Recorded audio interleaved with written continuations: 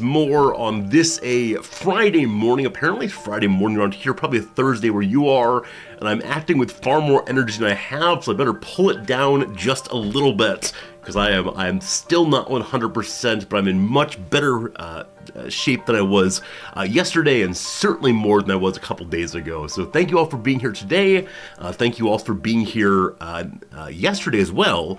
Yesterday I went live for about half an hour, and it was absolutely fantastic, and hang out with so many of you all and spend time chit-chatting and all that good stuff. So yeah, thank you. Your stopping by and your well wishes and your kindness really helped me to end stream yesterday feeling very good about having shown up to work, but also having so many people care about me all around the world. So thank you sincerely for all of that. Let's say some hellos, okay? Yeah, let's do it. Hello, Sakutera, it's good seeing you. Hello, Unnamed Comet Wizards, how's it going, my friend? History Teacher Steve, welcome back once more. Thank you for a very sweet message at the end of stream yesterday, History Teacher Steve. I saw you.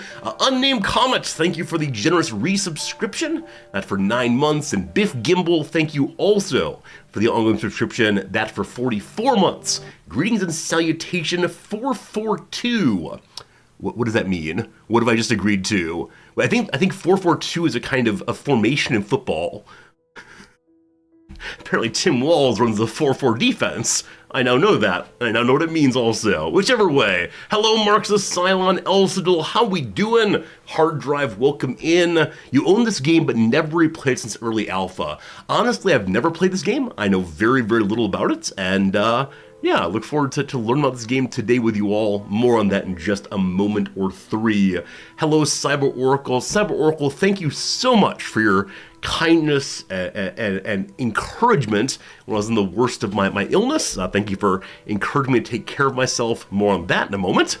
Good to see you today, Red Paradox. Red Paradox had a successful one-shot of D&D today, and all of the players want to join your other campaign. Number one, how awesome to have that success. Number two, how cool they want to do it with you again. I hope it doesn't put too much pressure on you. That said, when it comes to D&D matters, does anyone know why it is called a one-shot? Like, I understand what it is. I understand it's a campaign or a storyline that can be completed in just one sitting, right? In just one evening, one afternoon, one whatever. It's not a multi-day activity. But why did they choose the phrase one shot? Like, when I think of shots, I think of like guns, booze, that kind of thing. Anyone know the actual origin of this phrase? Or something that's just been in the currency, been in usage substantially as long as you've known. But yeah, one-shot campaigns. What's the deal with that for sure? Let me know. Good seeing you today, Gary. Good to see you today, Jim. Thanks for being here. L Turtle Hermit. I only recently learned that you're a streamer. I hope we can come back and see you sometime. But Turtle Hermit, thank you for the very kind message over on Discord. Very, very kind of you to come by.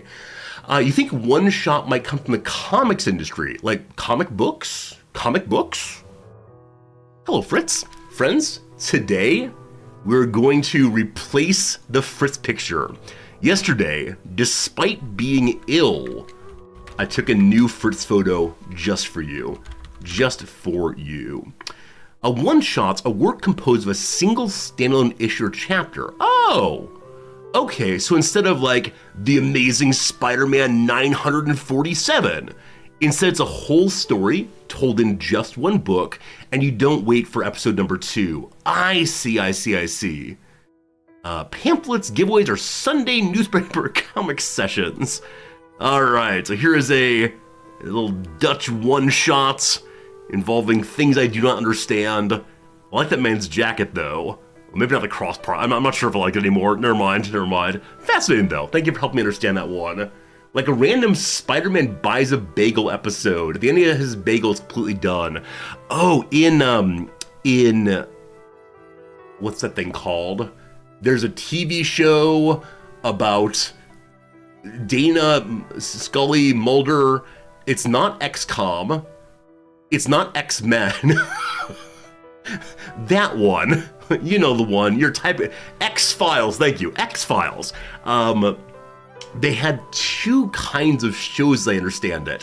One was like an overarching mythology, and one was called the Monster of the Week. right? So Monster of the Week episodes where there are those where there's a mystery to solve, something weird's happening, and then by the end of the show, the weirdness is dispelled, and they just move on to a next week with no reference to the prior week at all. Where the mythology ones are the overarching narrative of the many series. Okay, I understand the distinction now. I think I was assuming that the one shot would be a character who is developed just for that one that one text. Like here, it's Doorman. We're not going to talk about Doorman today. Doorman upsets me very much. Doorman. All right, whichever way.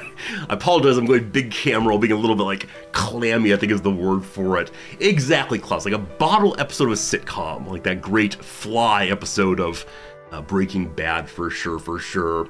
All right, who have I not said hello to yet? I'm sorry, I'm going slow today. Slow going. CS Prof, how's it going, CS Prof? Hytalian, welcome in. Hytalian, you really enjoy watching U-Boat, so it should be a good one. Gosh, I hope so. I'll do the best I can for sure. Going up some, Hit People Guy, hello friend, good to see you today. Odd Blue Turnip, welcome in. Quick Ben, Contraption, hello also, good to see you. Spracknell, hello Neuheiser. I don't look half as pale as I did yesterday. Yeah, I'm definitely on the upswing, but I'm still not an attractive man. Like, don't you worry, my deep tan will return very soon. You'll see the perfect styling and makeup that happened before I come on stream. Today, though, no time for any of that. Of course. Traditional Chinese medicines are evidently doing their job. Yeah, definitely, I have been taking my traditional Chinese medicine for 2 days now. I'm sure it's the number one reason I'm doing all better. I've also been drinking a heck of a lot more water and green tea and getting some sleep and eating food again. Let me tell you, going from eating no food to eating some food, it's a nice change, for sure. Toasted Wookie, it's good seeing you. Hello to you. Slivers, welcome in, everybody. I do appreciate being here, for sure. Now, business number one, item of business number one. Last night, as we were going to bed, Nam said, I don't feel quite right. I feel a little bit achy. My friends, Nam has woken up and she is actually factually sick. She admitted to herself, she took the test, she does have COVID. Now, unfortunately, what this means is that I get blamed for being the vector of illness into our home yet again. Because for whatever reason, she's mimicking or mirroring my symptoms, unfortunately. It's pretty unfortunate, but she overcame denial, now it's something. No, she definitely has exactly what I had, going through the exact same symptoms and so on. And so I do wonder what she had before my illness, because she had been ill pretty consistently for a month or so, coughing basically every day, having like one big coughing fit every day, and then smaller ones throughout the day. She's now decided that was probably walking pneumonia, and well, we'll not talk about that part at all. With that said, though, today she'll be going to the doctor for sure. She's already planning how to call doctor's offices and say, I want this particular medicine, right? We discussed that I was not given the antiviral medicine that's apparently effective against COVID, that a lot of people have used recently. We have a theory now about why I was not offered it. So apparently Japanese insurance covers this medication if one has what they call like moderate COVID. It has a certain number of diagnostic criteria. Then the emperor says, yep, we're good to go. If you're below those diagnostic criteria, then no, it does not cover it. Instead, you got to pay out of pocket. It's about $160 out of pocket for a standard course of it. So not huge money, but still, it is money. It is obviously money. And so Nams and I talked about it, and she suspects it's the case that it is so important in Japanese culture that you do not ask questions of people that will put them into an awkward position. And so she's fairly sure that the doctor doesn't want to bring up medicine that isn't covered, even if it might help you, for fear of you having to be embarrassed by saying, no, I can't afford that. Which on the one hand, that's kind of sweet. On the other hand, oh my goodness. You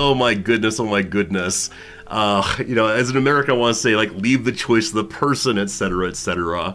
I think I was very close to having moderate illness, but not quite. Anyway, Nam's decided that she'll be going and asking for it directly. Unfortunately, the nicer clinic that she wants to go to is closed this weekend, and so she will also be going across the street to the very cranky, very gruff doctor, but she plans to be quite direct with him and refuse the Chinese medicine, refuse the hydration treatment, refuse everything, and just demand what she wants. So we'll see how it goes. I believe it's effective only in the very first days. Yeah, maybe I was past. I was on my second and a half day, maybe. For Noms, it is the second day. So we'll see. Yeah, but she'll be doing that about 9:30 or so. I've told her that she can text me at any points. We joked, she's upstairs in bed and I'm down here doing my thing, and we joked that I should give her a large ringing bell. The ones that you might call for your butler with. And I found myself wondering, friends. Do you have that association also? Especially between a child in bed, like a child in bed with a dinner bell calling for their parents. Because I think I must have seen it in some sitcom or movie or something, and then brought it into my life. I don't think we did that when I was a youngster, the idea of ringing one's bell for one's mother, but maybe I did. I don't know. Did you also have this idea of giving someone a large dinner bell? Literal Pavlov, it is literal Pavlov indeed. It is an old trope for Victorian rich people. It is indeed from Victorian rich people. I can think of it as the mistress of the home ringing for Jeeves. But for children, yeah, maybe I just picked it up from the general cultural sense that when one is ill, one becomes taken care of. Like Archibald Craven ringing for servants in the secret garden. Precisely that. Regular bell did a trick for your family? When you say regular bell, do you mean like the kind you'd have on a cashier's station where you push the button and it goes bing? Or just a very small little T-bell? Or, I don't know. There's an episode of Rugrats where Angelica has a broken leg and she annoys her Uncle Stu with it. I don't think I've ever seen Rugrats, but it must be playing on the same kind of trope. Oh, Sally, your grandmother would give you a small bell when you're sick, especially with coughing sickness, right? Because if you yell out, you might irritate your throat. Okay, I'm glad to know this is not just a me thing, and in fact, I'm part of a cultural tradition that goes all the way back to the Victorian era. Very good. Yeah, so with that said, Noms might text me at any point here. I'll need to dash off. I want to be good for her in the way she's been good for me, but yeah, I'm glad to be here with you all anyway. Got a couple things to share with you. There's not been too much going on in the past day or two, of course. I'll just sleep in and chatted with you all yesterday. But I definitely had this moment of remembering an old quotation. You might know it also. It's this line of when you're sick, you recognize if you don't have your health, you don't have anything, which seems a little bit too strong, right? I think there are people who are unwell in various ways, still have decent lives, good lives, etc. But more how being ill undermines so much else of what you want to do with yourself, right? The idea of getting out of bed and trying to write a paper, or even trying to stream, or even trying to talk with friends, or really anything that makes life worth doing. Yesterday was pretty impossible, or 2 days ago was pretty impossible. And I had this moment in bed, and I realized what I was doing before too long, but I was like, gotta work on my health more. If I get better, I'm definitely gonna start going to the gym more. I'm start eating healthier. I was like the person who has managed to hit rock bottom, promising never to have a drop of drink again and be in church on Sunday morning. Hopefully I actually did mean these things, but it was a strange moment of recognizing self-delusion right? Very much that all or nothing kind of conception. If I'm not healthy, I must be ultra healthy, instead of just saying like, hey, let's get through this illness and see where it goes from there. Strange how one thinks in moments like these, for sure. Barring with God's a COVID symptom. I did not invoke the divine, I don't believe. Oh my goodness, Jim, you were bedridden with COVID for 2 months in 2020. Wow. I know I'm very lucky to get out of it after only a few days, like very, very lucky indeed on that. And was that back before vaccine time, Jim? That's, can't even imagine, my friend, but I'm glad you're over it now. And I don't mean to make light of any of it, but that sounds absolutely horrible. Sincerely. Yeah. Oh my goodness. Ugh. COVID, the worst.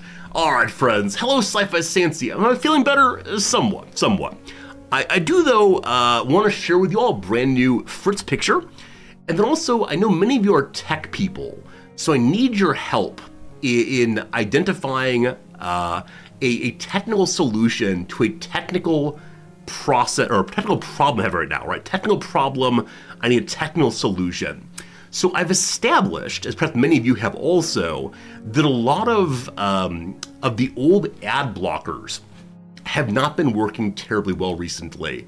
So I've started getting ads on lots of different web pages. YouTube won't load terribly well anymore. Just get pop-ups here and there, and there's one pop-up that's really been annoying me. I need your help figure out how to get an ad blocker for this pop-up. It just keeps coming up. Okay. Sorry. All right. Very good. Whoops, wrong button. Friends, it's time for sorry, in case you didn't see what that was the, why have you not updated Windows recently? Okay, that's fine. That's all it is. I've had that thing up again for a few weeks once more. I'm sorry, for those who are not watching, I should probably explain what's happening. Anyway, also, yeah, I know about uBlock Origin, everyone. About uBlock Origin, I know how to use the ad blockers. It was just a joke. Is that the material I've been working on the past few days? Yes, that's the best joke I could come up with over the past few days of not streaming. Was it good enough, or should I go back to bed for a while and workshop it more? Long one for a quick visit. No. Anyway, this is the greatest photo of Fritz that will ever be. It is the best ever photo for sure. And I feel bad getting rid of it, but I've decided to do so. Yesterday, friends, I took this photo of Fritz. It's similar to one we've had previously, but he was looking especially regal and a little svelte, and so I decided to snap a new Fritz photo there. I like it when I catch his little paws crossed over. I like that very much. I don't know if it's comfortable. I don't know if he prefers to put like one paw over the other consistently. Does anyone know, do cats have pawedness in the same way humans have handedness? Svelte was like feverish? I mean, he's svelte compared to how he used to be. He has been losing weight. Also, Babby Bill, I'm glad you saw that. He is indeed plugged in. I had my charger there for my phone. From time to time, he just gets on top of things and sleeps on them. And so yes, indeed, I do like that he is apparently plugged in, for sure. I'm pretty sure cats do. You know that dogs do have a paw preference. Yeah, got it. Yes, we've been having him on a diet for now, or for a while, as you might know. Probably, 3 or 4 months on a diet. He's losing weight gradually. Recently, though, Nam saw at the cat food store, there's a kind of cat food that apparently, encourages your cat to eat slower, or they'll eat less of it or something. I didn't take good notes. But Fritz hates it. Hates it. To the point that he is convinced this is a joke. When I give him the food, he looks at it and walks away. And then I go back near his food area. He comes back waiting for the actual food to be delivered. He is eating it. But it's very much like when I was a child. And if I said I didn't like dinner, I'd be told, well, you can eat it, or you can eat it. So, yeah. I hope it's the case that he gets to like it okay after a while, but I don't know if it's like the texture in his mouth, if it doesn't taste as delightful. It is made with chicken, which he's had throughout his life and has no problems with. He doesn't like fresh fish at all. Cats raised in Japan tend to, so we don't tend to use fish-based things here, but yeah, not quite sure. Missing the rich, buttery cat food of the American Midwest. Make sure you get his cat butter with a side of cat butter for sure. I need to have some more cat grass. The other day, about a week ago now, I was walking past the cat store and remembered we got him some cat grass last year, and he really enjoyed that. Noms did not enjoy it so much because he would then vomit it up around the house, but it's a fun trade-off for sure. Measure soaking the cat food into some water to see if he likes it mushy. Happy to try that. Happy to see how it goes. And yeah, always happy to try various kinds of tricks with Fritz. And maybe at the end of it, I'll spill some water on the ground so we can relive the good old days of drinking off the floor as always. One last thing to mention, I'm attempting to get the Twitter account going again. The recent illness made me realize that I have no great way of contacting everyone. And some of you are on Discord, which is swell and good, and others of you aren't, and those of you who are not, I have no easy way to show you that I am alive and that I am just a little unwell, as opposed to being, like not well, I suppose, or not alive, I suppose. I have no idea what I'm saying now. But yeah, Resorty, or x.com/Resorty. I don't feel good at using this thing. Like, I'm anti-Twitter for the standard reasons everyone is, but I don't have a better solution. So I'm not saying that you should follow or anything. I'm just saying that if you ever want to know how I'm doing, if I don't show up for stream and you're curious, I'll try to put a message here. I also learned, because yesterday I was thinking, oh no, how do I make this thing run, right? How do I find posts to make that people think are funny? I realized I can recycle things. I can take pictures that I already shared on stream and stories I've already told on stream and put them on Twitter, and nobody knows. Like this, I asked for one fork, I got a giant bucket of forks. This happened like 3 months ago. You all have heard the story already. You know it's entirely. People on Twitter, they got no idea. No. Of course, that's not quite true. But I will be posting these there. And sometimes like stories I haven't shared elsewhere. This one right here, a good one, which is absolutely true. A Japanese journal is currently printing a translation of one of my articles. Their translator sent a query sheet of phrases he can't understand, can't translate. Every single one is lame wordplay. I swear it's true. Friends, the first ad break is coming through right now. After the ad break, we'll get to playing some video games. It should be a good time. But yes, I do indeed have one of my articles being turned into Japanese right now, and I feel so bad for the translator. It's a popular article. It's not a formal academic article, and so I was trying to be funny throughout. And there are a number of jokes, a number of twists on the expected that I thought were clever and that might be clever in English, that either just don't work in Japanese or the translator's taken them literally and said, I do not understand why you've included this here. Like, oh no. Reminds me of the Cartoon Archer's discussion on translating idioms. Lagerfeld, what's the conclusion of that? I'm guessing it's very hard to translate idioms well. I know that a number of languages have the same kinds of idioms because of the commonality of human experiences. But with that said, it must be very, very hard to do for sure. HPG says, TL note, Rory tried to make a joke here. If he's with you and you read this, chuckle now.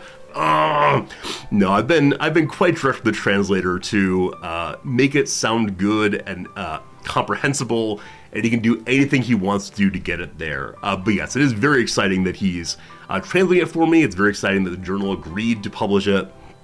I'm not sure if it's just like a welcome to Japan activity, or if they're trying to get future articles from me, or I don't know. I have no idea what's happening here, but they asked for it, and so I said okay, and that's a lovely, lovely thing for sure. Hello, Trackle, good seeing you. I should mention that I suppose we're coming to the end of blah, blah, blah time. Also, I apologize, I'm constantly coughing and wiping my brow. I'm not quite maintaining my temperature well. Homeostasis is failing this day. Is that what you biologists say? I'm sure you do. Decided not to go back to Sinza Solar Empire 2. And the reason for that is, when I thought about this morning, this morning I woke up saying I would be playing that today. I just didn't feel excited about it. I felt like it might be a bit of a slog, or I'd be playing because I felt obliged to do it in some way. And while there are games I'm willing to play in obligatory ways to try to like entertain, to try to like find some value in them to share with you all, I think I don't want to do that kind of work right now. So I think on a day when I'm not feeling 100%, I'm okay with setting that game to the side. Whenever it gets a storyline mode, we might go back to it.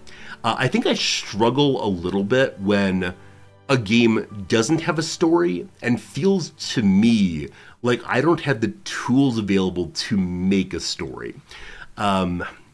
Yeah, that latter part I don't know if I can explain terribly well, but in Sins, it felt to me like I didn't particularly care about the people as whom we were playing, nor our enemies, because everyone just kept saying like, everyone's evil, everyone's against everyone.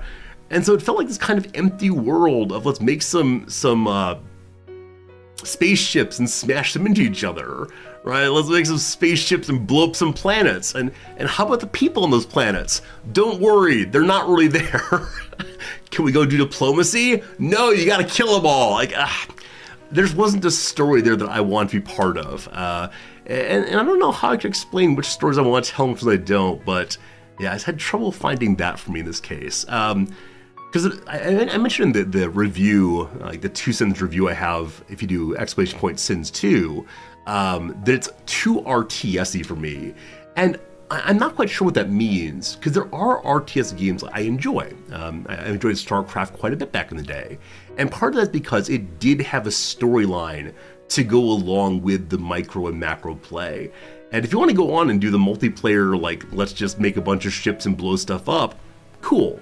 So probably when there is, when there's a storyline, I might go back around and try it again. We'll see. Cyberhold, you seem like not very nuanced. Definitely on the story side, absolutely. There were so many research paths and so many like different items to install and build orders. This does feel nuanced, but in a way I don't find terribly compelling on its own, I think. Did someone say we should play Total Warhammer? Steve, there's not a new DLC out, right? I think I can only go back with a new DLC to explain why I'm doing it. Maybe. I put in the game Last Train Home. Hard drive. I really enjoyed Last Train Home. We played about half of it, and I was not in good shape then. I'd been taking the wrong medicine. This is a very sad story. It was back in October. I confused myself on 2 different medications. Both of them are small white pills. Both of them start with L. One is supposed to be taken in the evening, and one in the morning. I took the evening one in the morning and lost my mind.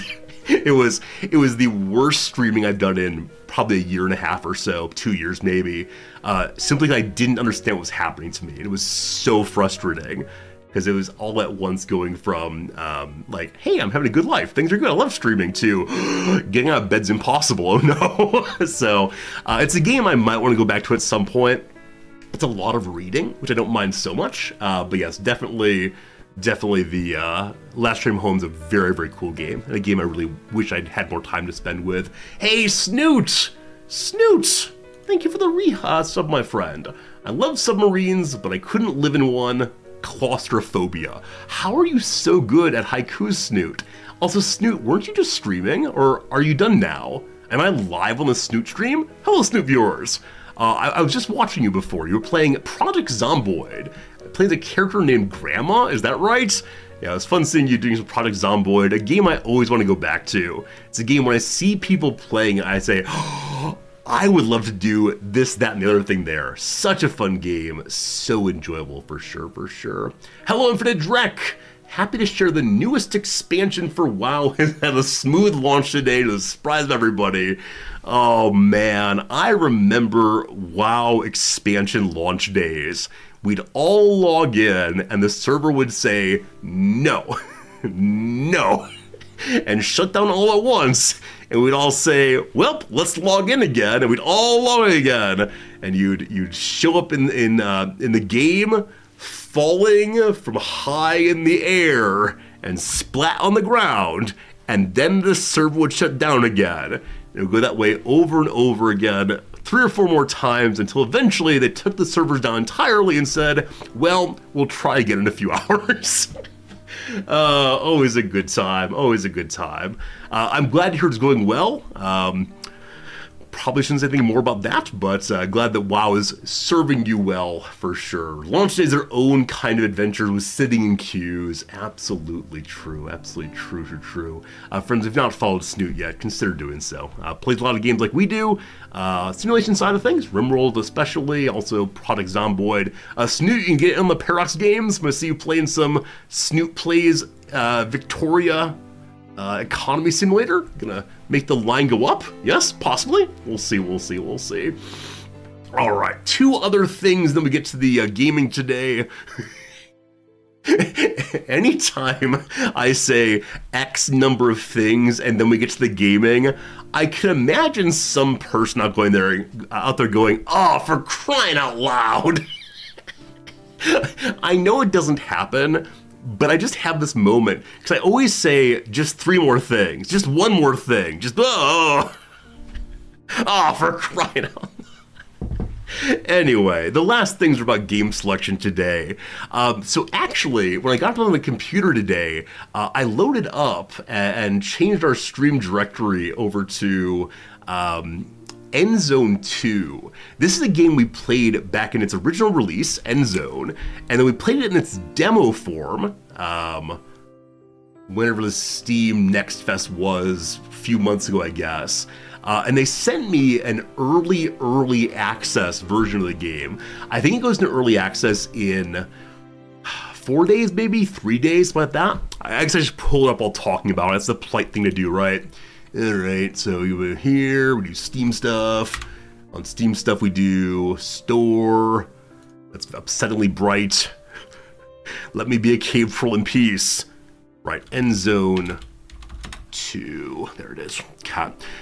You'll probably recall we played it back in demo mode. But yeah, it's another let's build stuff game. It's a big old map. You can drive a little bus around and look at stuff.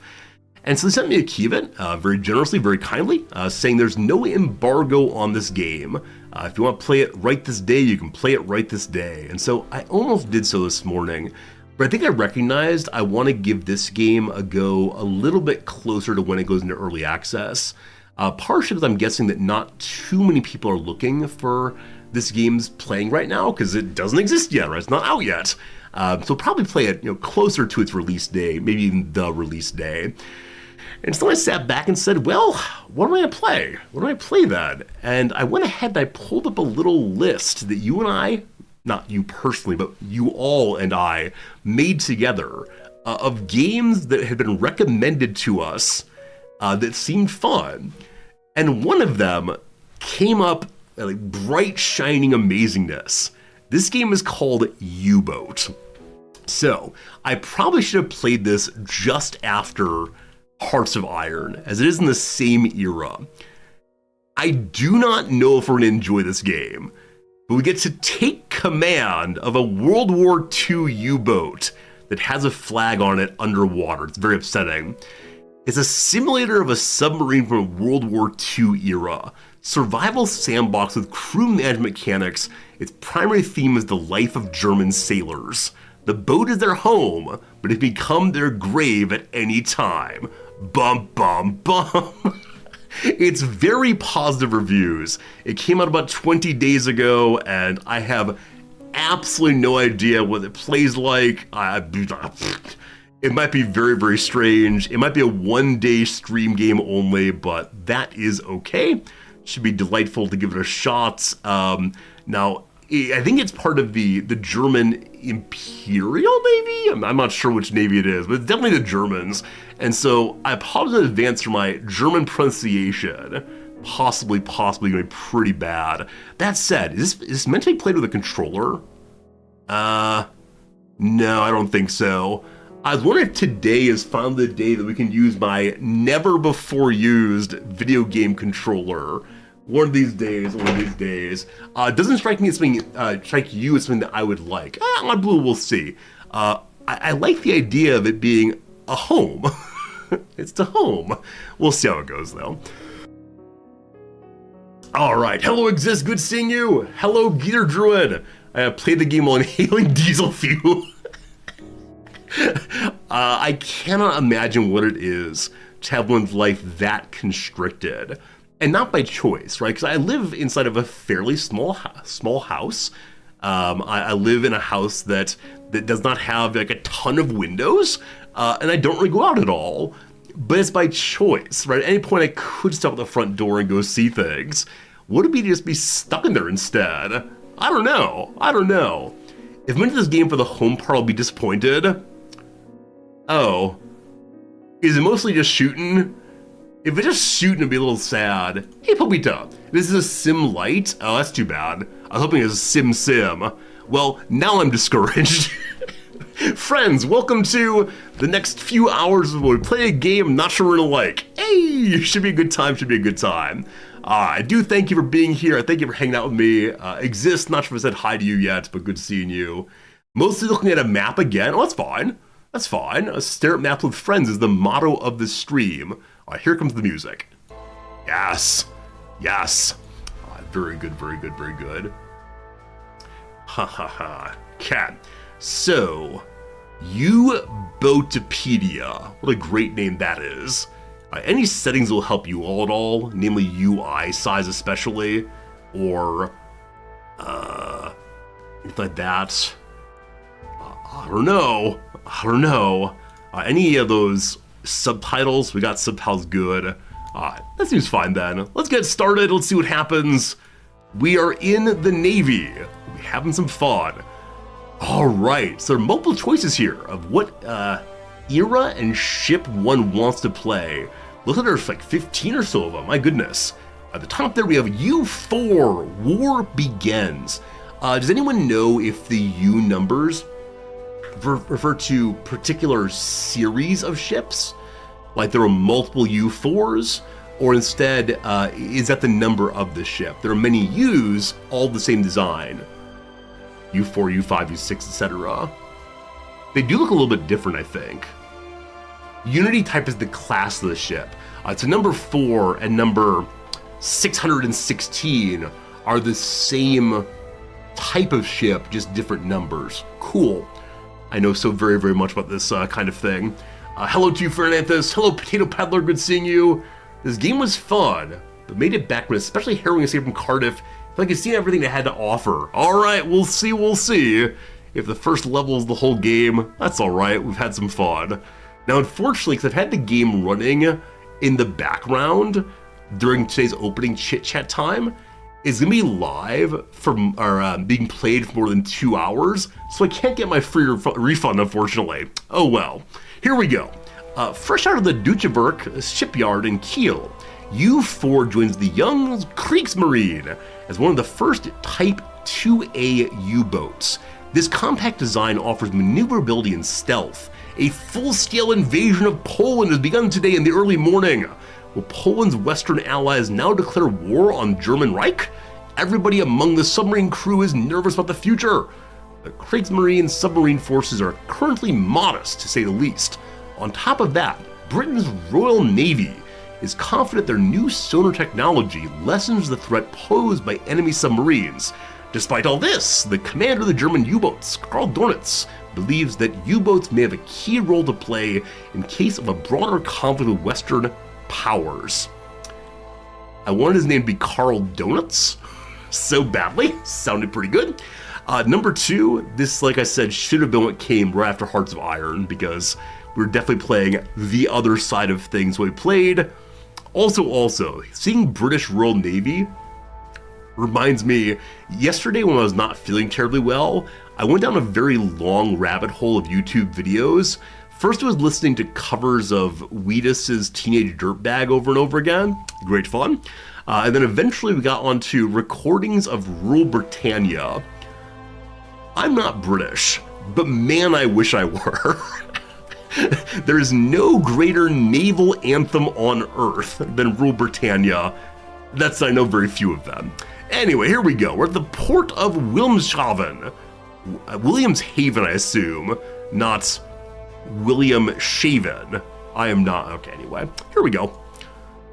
Entertaining, balanced, or hardcore? Entertaining. I love that hardcore is not entertaining. The game will be adjusted for optimal entertainment. Simulation aspects that don't contribute to an interesting story won't get in your way. Number 2, realism and simulation aspects will be fine-tuned to make them challenging, but not excessively so. Or number 3, you know everything about submarine warfare and want very demanding gameplay. Well, clearly not that last one. I guess we'll play entertaining. It's interesting. Obviously, in many games, this one would be called easy. And I wonder if it would then turn players off who probably do want to play at an entertaining level of difficulty. I do wonder, well, I'm wondering which simulation aspects we're not going to see if we choose entertaining instead of balanced. Because I'm totally fine with doing incredibly repetitive things. Like if I need to bail water by running back and forth 100 times, I'm all about it. Let's do balance, let's see what happens. At the end, you can review simulation options. Oh, okay. Might be based on crew management. Okay. Let's skip. Next. How involved in crew management do you wish to be? Crew management automated.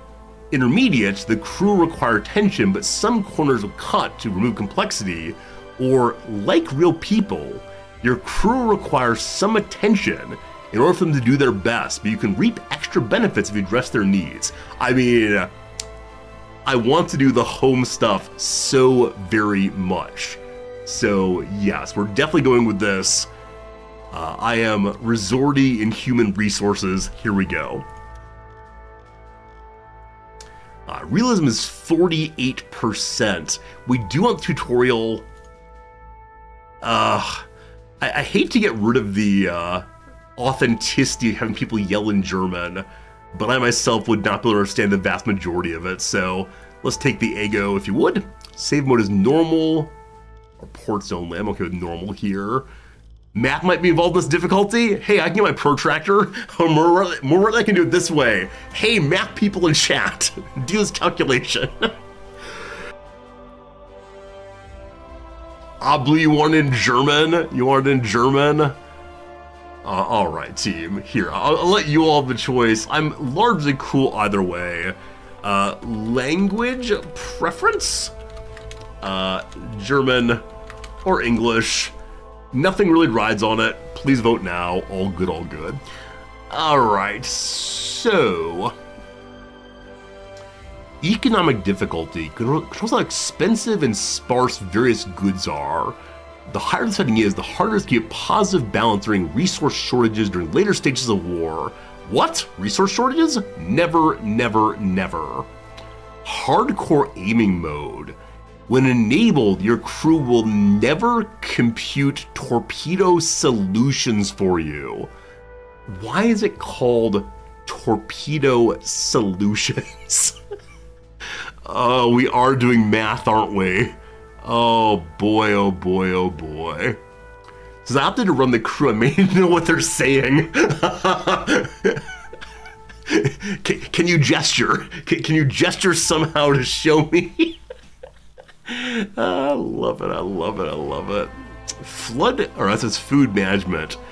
All right, so we're doing some food management. You all want German. All right, friends, you're doing it to yourselves. There goes German. Cool.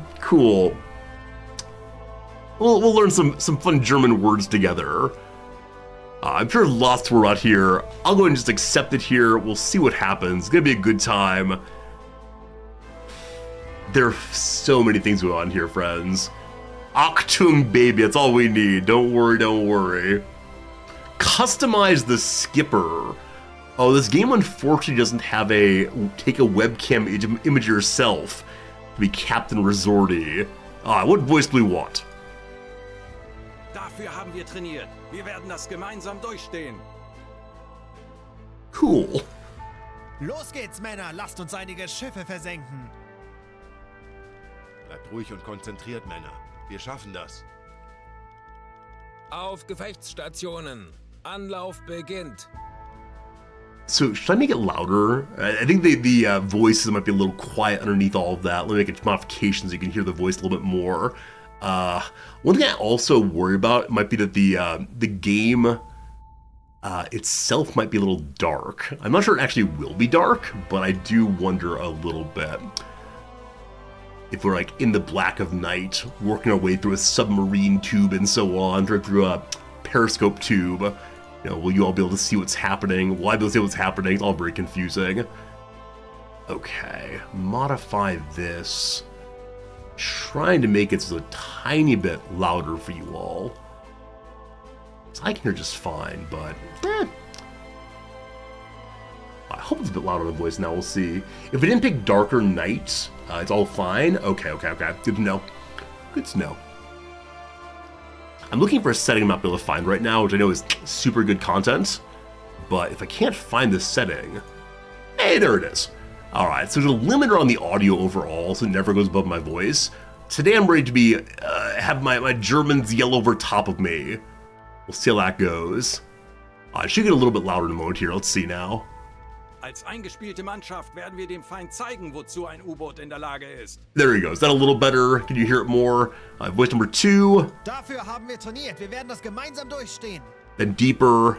Als eingespielte Mannschaft werden wir dem Feind zeigen, wozu ein U-Boot in der Lage ist. Deeper still. Dafür haben wir trainiert.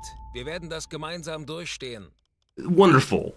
Dafür haben wir trainiert. I've chosen this one. Durchstehen. What is our body shape? I'm a philosopher, no German. I can read some German if it's philosophical and have a conjugation chart and a dictionary and a lot of time. What are we looking like? What are we looking like? And he has made to take his shirt off so I can see the real differences. I think it's probably not allowed in the German Navy here. That's fine. A bulky fellow, just like old Resorty. Alright, what kind of shirt off we to wear? Oh, I like that. This is probably radically inappropriate for an officer of a station. But it's very, very attractive, isn't it? Oh, that's really nice. What else there? I guess if we're the skipper, we can decide what we want to wear. We can set like local orders. Their official suit was a little bit damaged in the war. Oh, denim battle dress is called. Wow. Regular Rommel, blue leather coat. Wow. Black leather coat. So this is stereotypical, isn't it? I'm not making a stereotype. This game is all about challenging stereotypes.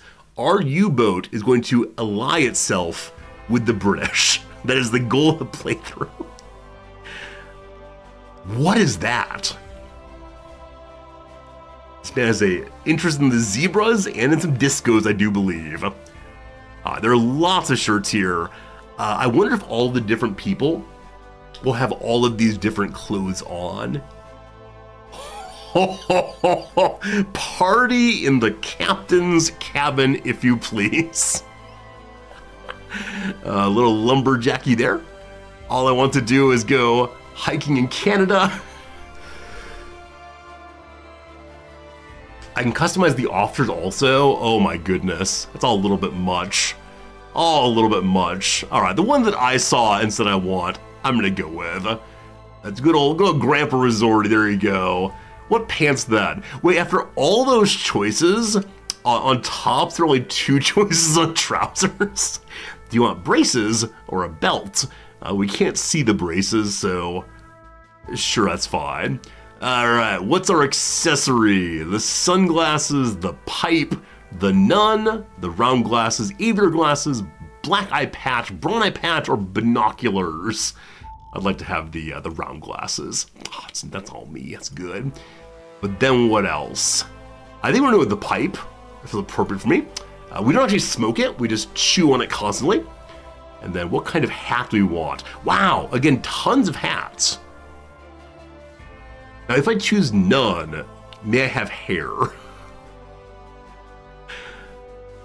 What is this? It's a fastened aviator's cap. Like this kind, but all bundled up on top. There's bobble hats. Where are we operating? Is it cold? Is it warm? Will it be sunny? Do we need some sunscreen, possibly? That's all we got then. It looks like an accountant.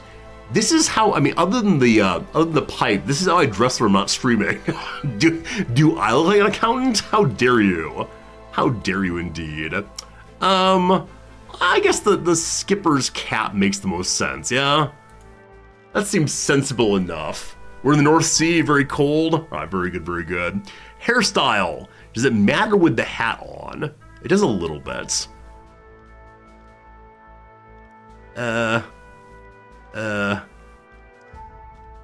Sure. Facial hair. He's been underway for a little while. Heavier still. It's good. Is this Picard? No, it's me. It's me. All right. Hair color, brownish. Thank you. Complexion, which is the palest. Unfortunately, the palest is me. Well, that's that. All right. Face type. Oh my goodness. Facial types. In which of these do I see myself?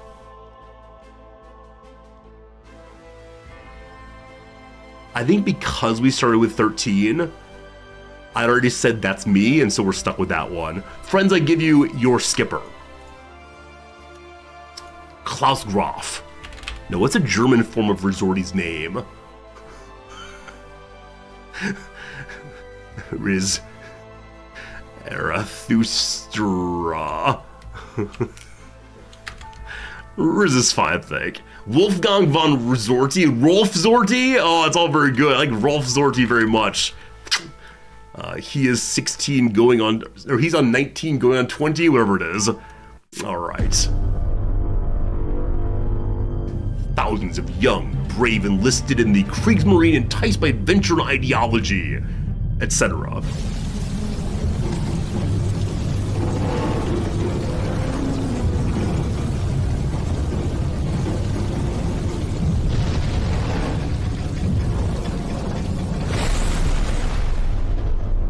Less than half of them returned home. Their lives and battles have become legendary.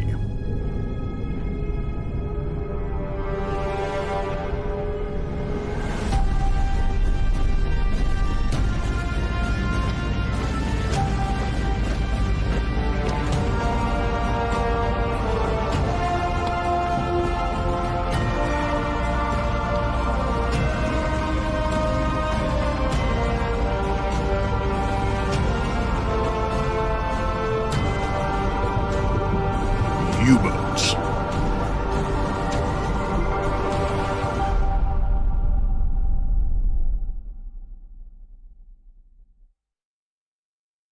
Well, okay. I'm going to turn it down just slightly again. I do enjoy having the proud, loud voices, but the background might be a little bit much for me. A little overwhelming in a situation like this one. Not here, so. Alright, very good, very good. Message from my poor ill wife upstairs. No one will give her the medicine she wants so much because the current Japanese public health guidance is people need to get better on their own. Apparently if she gets sufficiently ill, they live her. Otherwise, no. Oh.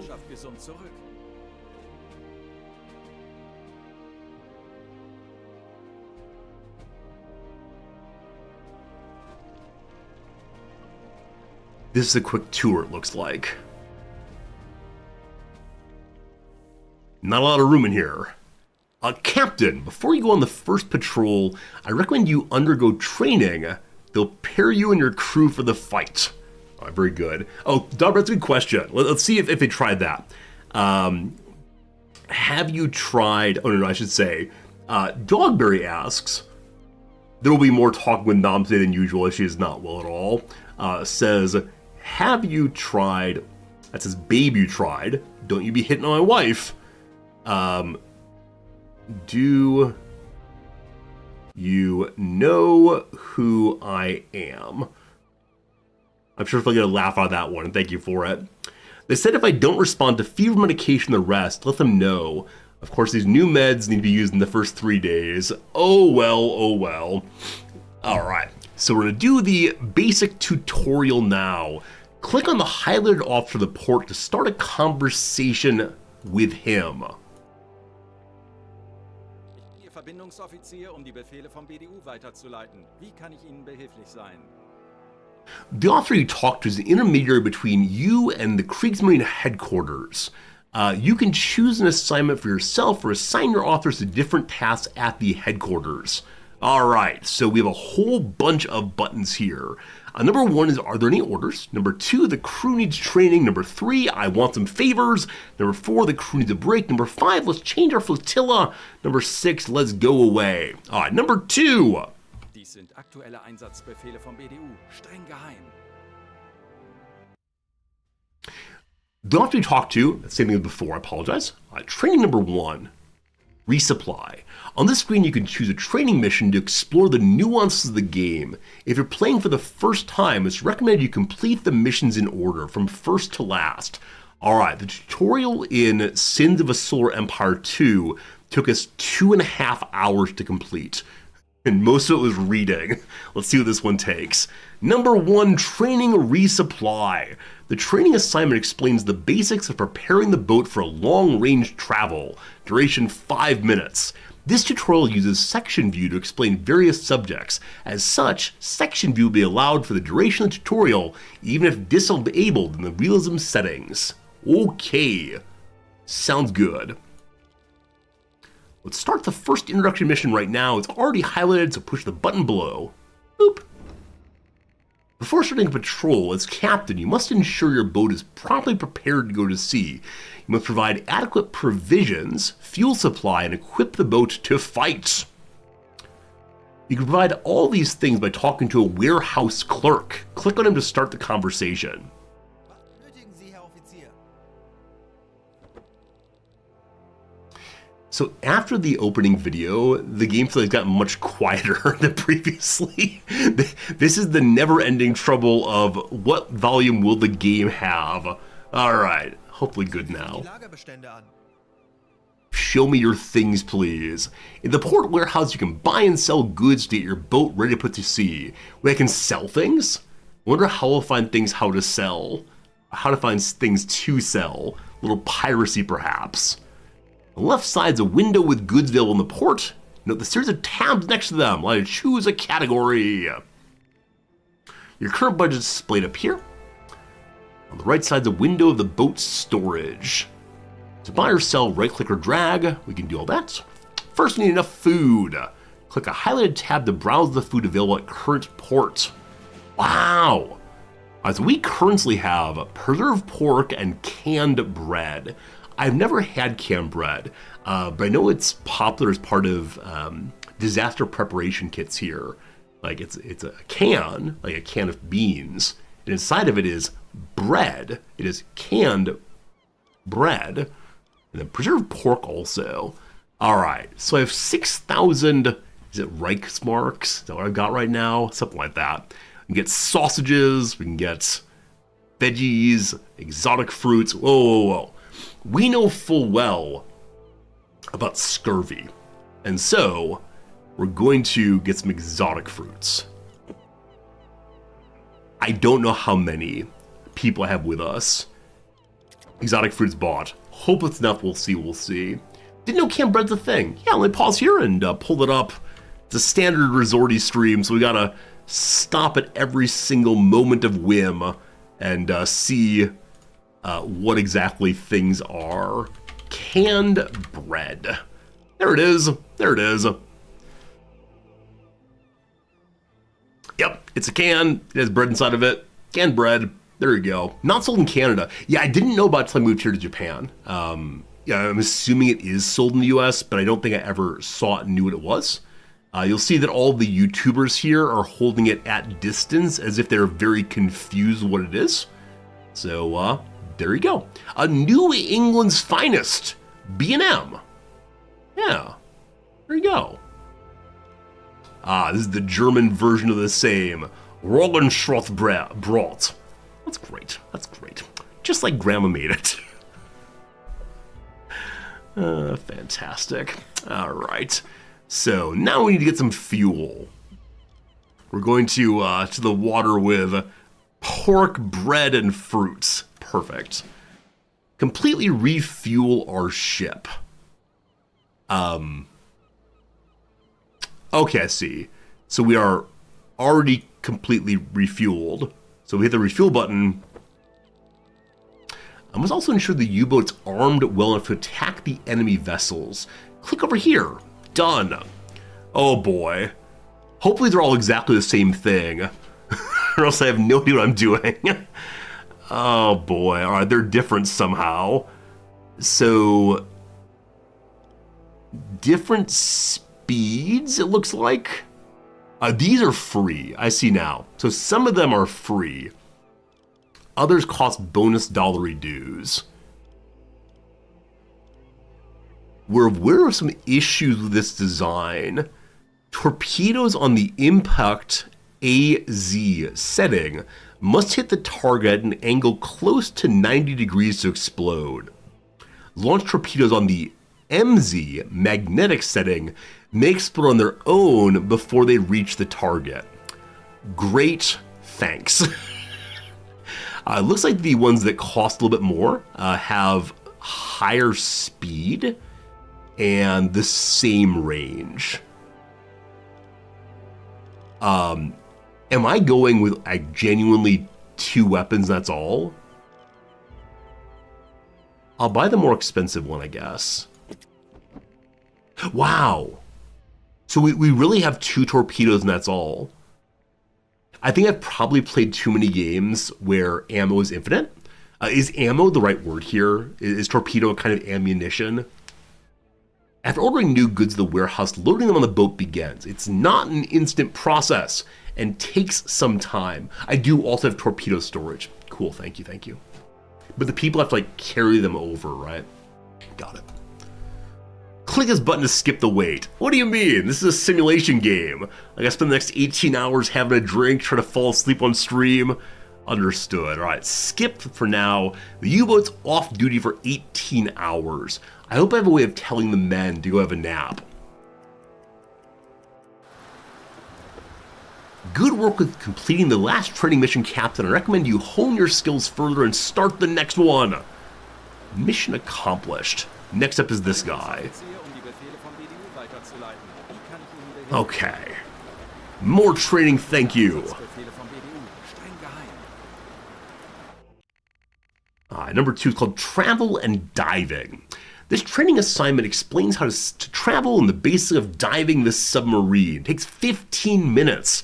The tutorial is a section view, etc. All right. Hey, Oxypian, how's it going, my friend? Thank you for the continuing subscription. 16 total months, I thank you. Nap, no way is I'm for sure leaving cavorting. I am the skipper. I must set a good example for the men, which I guess means I gotta be first in line for the cavorting. Understood, understood. Here we go, team. We'll train how to navigate and dive with your boat. I apologize I'm not going for a ridiculous German accent. What I think would be funny might also be profoundly offensive to some of you, and also pretty inaccurate. So imagine myself having decided against doing the worst this time. First must leave port. To do that, click this button and select the 3rd engine gear forward. Just reading that sentence makes me not want to push the button for fear of what I'm going to find. Jim, sleep well. Okay. Hey, this is in German. Great. All right. So, is this half power possibly? Grosse Power? Aufkraft? Achtung! I see alarm, diesel motors, forward 1, Langsfahrt, Halbefahrt, Großfahrt, Aufkraft. And it's like reverse. Do we have reverse? We do have reverse also. Electric motors, stop and charge the battery, reverse 1, 2, 3, and 4. All right. Swap to English. The vote said no. The vote said they wanted Germans, they get German. Halbe Fahrt voraus. Half speed ahead.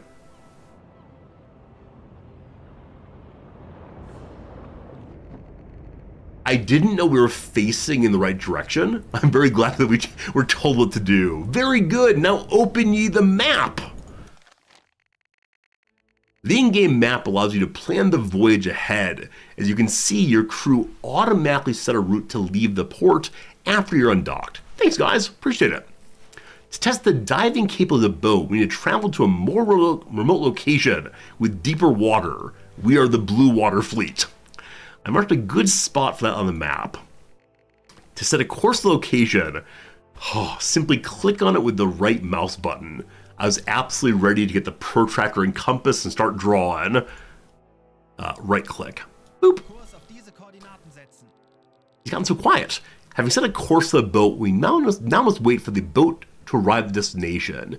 This may take a few hours in real time though. Click the highlighted button to speed up the in-game time.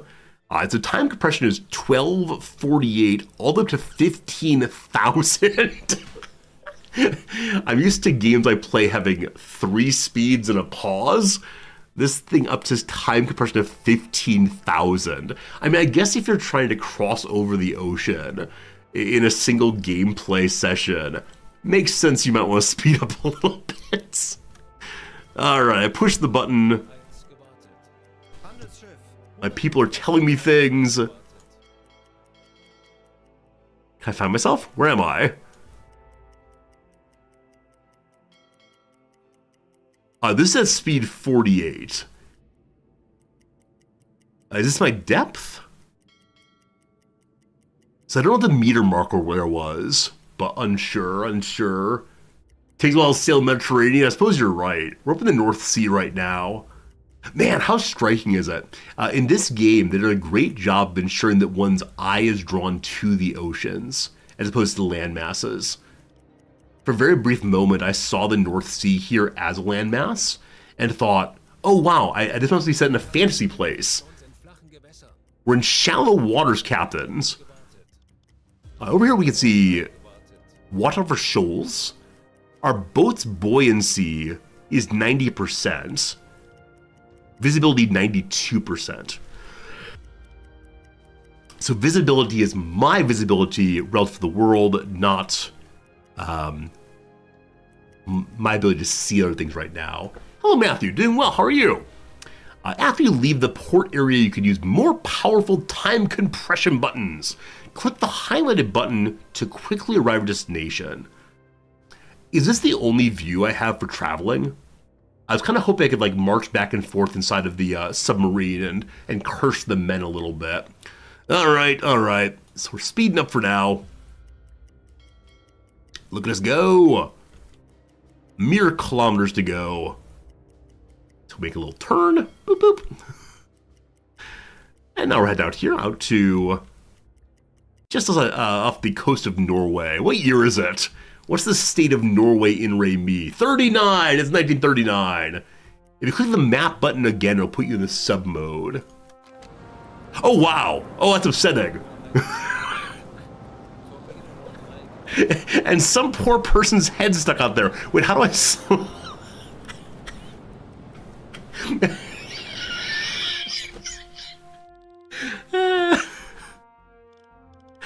That's the best thing ever. I'm sure we'll learn about how to do other things on the world map, or outside the world map once we get to our future tutorials. But I see down here we have a whole bunch of characters. We have Zetsche, we have Limekühler, we have Rieger, Dretsky, and me, Zorti. It's amazing how much farther we got. 190 kilometers. So those of you who have played this game or watched this game, what do you like most about it? What is something you find especially delightful in this game? Because I really am just starting, just learning right now. I'm surprised they have someone on watch at all times. I know in many ships they do, but in a submarine it feels very strange. We're now at the target location. We can practice how to dive. First, we dive to periscope depth, which is just below the surface of the water. Click the highlighted button to open the depth meter, and click the small icon on the right with a periscope icon. Matthew, you like both how it's a simple game, but also very complex. It's simple, but in depth. That's funny, it's a submarine after all. Alright, so this is periscope button. This is chronometer, that's like time going by. Gyro compass, rudder. I assume that this thing and this thing are the same.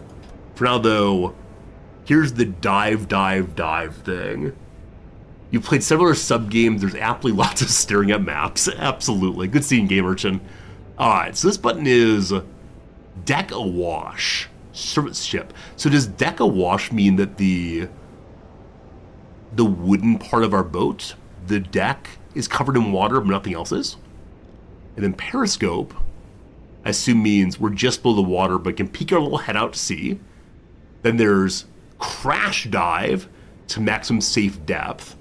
I assume it's emergency. There's also routine check of surroundings with a hydrophone. And lastly, the dive schedule. Got it. Alright. Push this button, we're being told. Also, I'd like to see if we can rotate.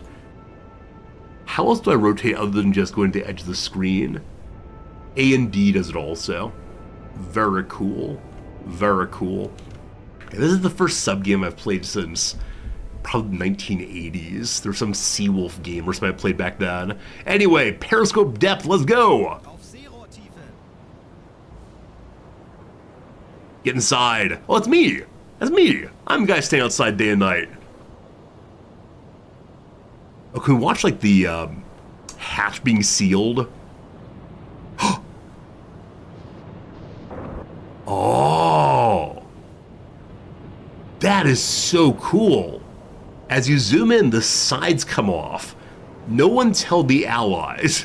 If they know about the weak point, they're going to zoom in very quickly. That is so cool. So we haven't been told what to do. We see one person sleeping. Oh, well, I was enjoying playing house there. That's very cool. Well done, Skipper. Your boat is now at periscope depth. Okay, so underwater we use electric motors. Because something oxygen? Is that true? I think that's true. What do we see? Remaining at periscope depth means staying just below the water's surface, allowing the crew to extend periscopes above the water to scan the surroundings. Periscopes plural. Honestly, I had no idea that submarines had more than one periscope. I thought it was always just the big thing where he goes up and goes around in circles, but delightful. There are two periscopes installed in the submarine. The observation periscope is conveniently located in the control room. It's good for scanning quickly the surroundings, and it's usually used by regular crew. Man, look how they're all jammed in there. And what's this thing? Is that a beehive? The attack periscope, on the other hand, is designed to perform precise torpedo attacks. It's much better at the task than the observation periscope, but it must be manned by an officer. Your submarine's extremely hard to spot when it stays at periscope depth, although it is still possible to spot it at close range. It's also vulnerable here to detection methods that use the sound wave for detection, hydrophones and sonars. So we're not too far away, very easy to hear. Even if we're very sneaky, no luck. Now, let's dive deeper. Click the highlighted button again to open the depth meter and select the maximum safe depth button. Because it's red, this concerns me. Also, Do we know for sure that... Okay, it's based on available map information. What I worried was that it was maximum safe depth for a sub like us who might slam into the ground. The tutorial would say, "Welp, you shouldn't have done that. All right, dive, dive, dive." Apparently we say maximum safe depth instead. Going down, team? Where's my depthometer? Is that this thing is? Good old depthometer. Is Tiefenmesser a company? 25 Meter. Meters of water, possibly? Maybe. Hello, in the portrait bottom right, you can click on small icons at top right, go to first person view of a character. Ho ho ho! I am the skipper now. 45 Meter. Take command. I assume it means become that person. Or can I take command of the broom? Manage engines. I want to take command of the broom, please. Folgen Sie mir. Jawohl, Herr Kaloin. Okay, no. Get back to work. So take command means I order the person to follow me around. What else do we have going here? I'm gonna depressurize something, I guarantee. I'm trying to open it. So I tap open, it does not work.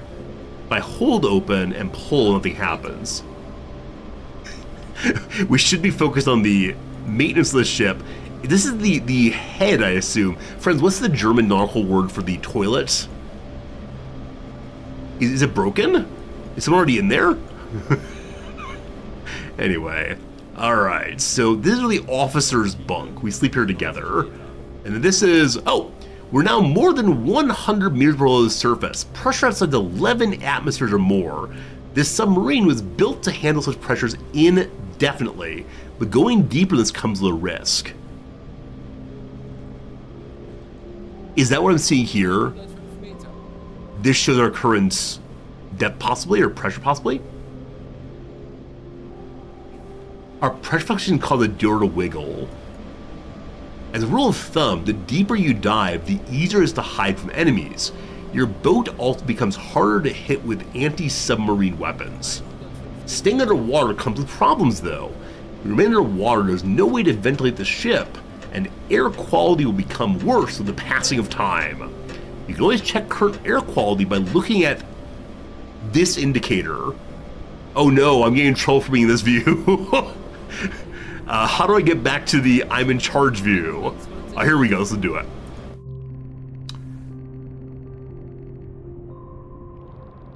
So air quality of 99. The freshness of the air on boat may be increased in many ways. The best way is simply surface the boat. The crew's consuming 5 something per minute, or 5 people are dying per minute. Let's use it right now. Alright, we're going to use the ventilation system. Back to Captain Zordy. Let's go. Turn on ventilation. Notice the air quality of the ship starts to get better. The ventilation system won't improve it indefinitely though, it can only recirculate existing air. So a fan turns on to keep it flowing around. Have oxygen candles been invented yet? A couple years back I watched a really interesting behind the scenes in a US naval sub YouTube series, and it was really cool seeing the variety of unclassified technology. But as the guy was going around and talking to officers and looking at different pieces and parts and getting to learn how they were made, there was one door that was like, "Thou shalt not pass." And if he made a slight move to it, he'd be encouraged to go other directions. So we're recircling our air. Do you enjoy the fresh breeze? Your captain made that for you. Smarter every day seems very likely, yes indeed. Are you the chef? What a nice little chair you have. A little booze there, a little sauce. I'm sure we can do more exploring later, but I like looking around here. It's pretty fun. What are you? Seems important, whatever it is. Are you driving this thing, boss? Are you the dive officer? I assume this is the dive officer, because that appears to be a how far down are we thing. Or a pressure thing, I'm not sure which one. Whom are you? What are you doing? BBC? Have the Brits paid to advertise on my boat? No good, no good. Napfire, thank you for gifting a subscription to Thrall. Thrall, enjoy your emotes and such. Napfire, thank you for your kindness, I appreciate it. Excuse me, please. This fellow is like the speed officer, possibly. It's crazy to me that these people are all doing their jobs without being able to see. Like, is this really what it's like on a submarine? Like, one person gets to see things, and the other people just turn gauges and so on and trust it's all going to work out? It really was like. That is insane. Like, I understand it's a smooth working machine. I understand the left hand, the right hand, etc. But that is crazy. Claustrophobic worst nightmare. I definitely get that. I'm very glad I don't have to duck regularly. Hey, it's Meats. Hello, Meats. Where are my fruits? Show me my fruits. I bought you fruits. He has 33 fish, it looks like. Anyways, continue along this way. I don't know that I have a windshield, but it'd be nice if everyone had like little eye holes to look into. Okay, and then up here is where the non-officers sleep. Pardon me, your captain wants to look at torpedo tubes. Are you going on duty? I get it, Cap. And then these are the torpedo tubes, I guess. Where do the spare torpedoes live? Are they back somewhere and I have to like run the torpedoes all the way through to here? Some tools too. Wow. Torpedoes live in the bunks. Don't kick them. Don't kick them. All right. So if I go back to, I'm gonna go back to I am the ship mode. How do I do that? So down here I see Alt to display UI. That's this. Tab to open management screen. The tab does nothing right now. Another thing to watch, when you stay underwater for a long time or the bilges of the boat, your submarine will slowly accumulate water through the holes in the ship's hull, like the propeller shafts, periscopes, valves, and torpedo tubes. We just need to go out there and slap some duct tape on it, make sure nothing gets in. When ballast accumulates, your boat becomes less maneuverable and responsive. Eventually the ballast may sink your boat. We'll learn about that in more detail during the next training assignments. Back to the screen. Awesome. To get rid of accumulated water, enable the pump in the control room. So I think I could probably activate this from this screen, or if one wants to, they really can march their way through the simulation. Oh, I think this is called section view. I think earlier we read that if you play at sufficiently high difficulty or high realism, you don't get this view. You really do have to go running through the ship, which is kind of fun. Anyway, friends, it is the case. It's been live now for an hour and 30 minutes. It's time for our first little ad break of the day. During the ad break here, we'll go do a little crossword puzzle. Because I've been ill, we have a bunch of spare crossword puzzles to do. It's going to take a while. F1, F2, F3 for view changes. Durafen, thank you for knowing that. You're my very own little tutorial. Friends, back in 3 minutes. Continuation of U-Boat. So far, I'm really enjoying playing with this. I hope that continues. I felt a little bad saying goodbye to the game we were playing previously, but this one's really sucking me in a lovely, lovely way. So work our way backwards the past few days. Number one, an easy Thursday we'll go ahead and knock out and just work our way backwards through the week. We'll see, we'll see. Number one across begs for tuna, maybe. It's probably about a cat, probably meows. Mosquito-borne disease. I mean, there was Zika for a while there. There's malaria, of course. Impressive carnival experience. Sorry, immersive carnival experience. Something you go inside of. Carnival is, of course, a big celebration in Brazil. Immersive. I'm not sure. What a nozzle attaches to, usually a hose. Practice jabs and crosses. To spar. Words shouted while pointing to the door, perhaps. Out! Maybe. Balance used take a vacation. Personal time off. Degree for some execs, the MBA, I assume. Feel the blank. Oh, my mug's not here. Feel the blank, a political slogan of 2016. Feel the burn, surely. ... and so on. Etc. does not, actually does fit. We'll see if that's right in a moment here. Microwaves say, so microwaves are, like, could be said like nukes, possibly. Cooks, heats up, etc. We'll come back to it in a moment. A fender bender result, probably just dents or dings. We'll see. To the downs then. A horse's may be braided. Its mane. Some Yellowstone wildlife are elk.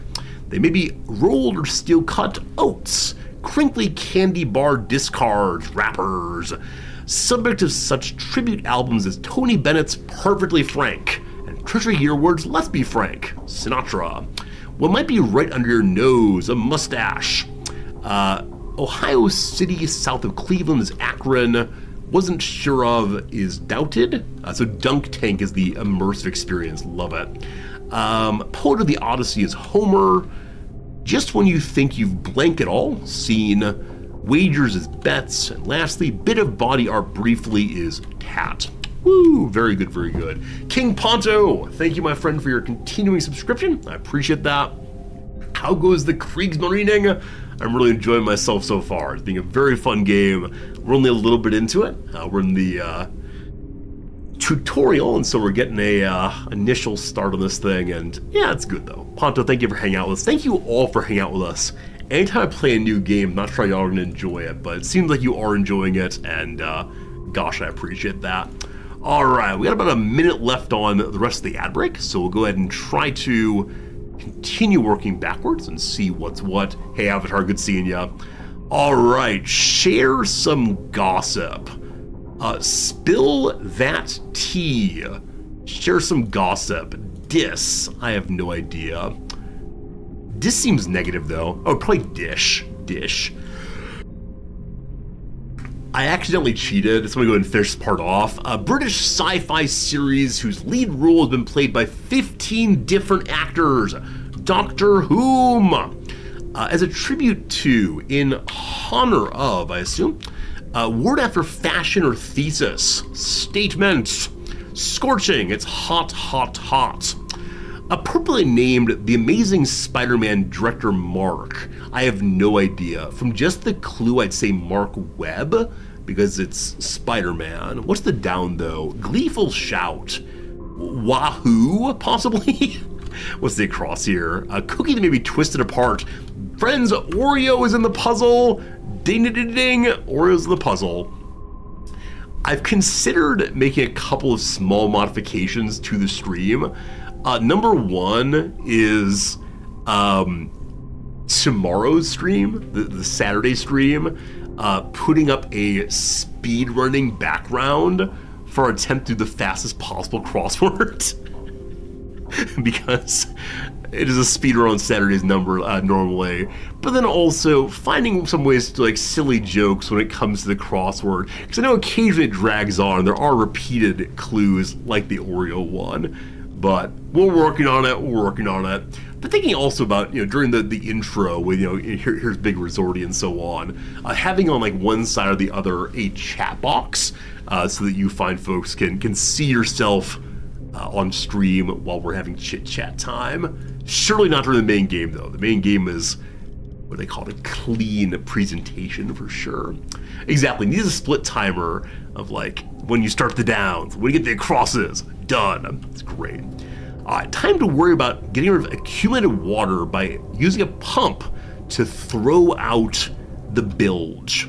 I want to find where this thing is. I'd like to learn where all the pieces and parts of my ship are/is. All compartments dry, it says. External pressure is 13 atmospheres. pump performance is decreased by 61%. So I guess compartments are these inside bits.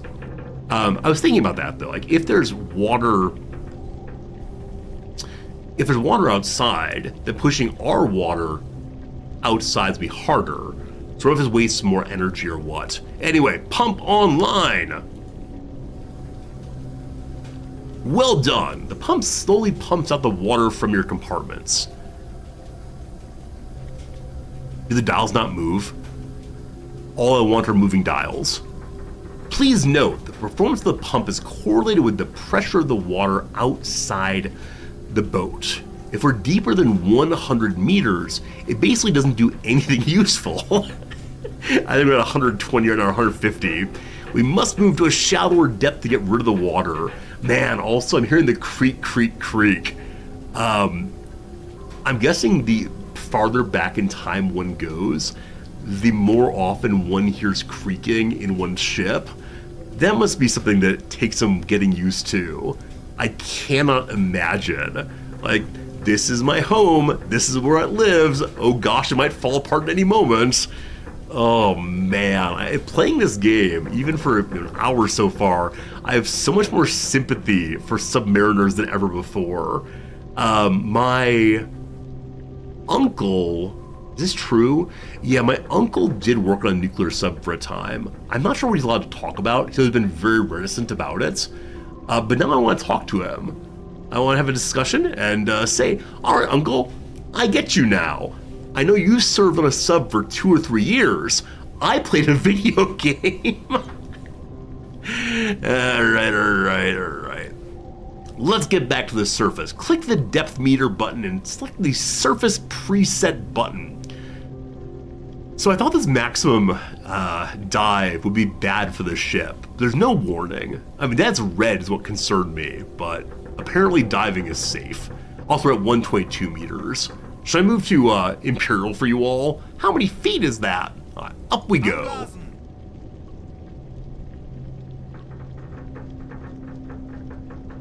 Okay, in the tutorial I can't do anything while we're climbing, I believe. The buttons, they do nothing. F1 is first person, F2 is this, F3 is out here. Low air reserves, oh boy. 15 Meter. So low air reserves mean we have below 90%. We are surfacing though, so we'll be in good shape pretty soon here. All right. What else is there for me to do? Turn on the red light. Oh, so what is this used for? Like, is it just so we take it all very seriously? So I can yell, Mr. Wolf, red alert. Womp, womp. It's used on the surface.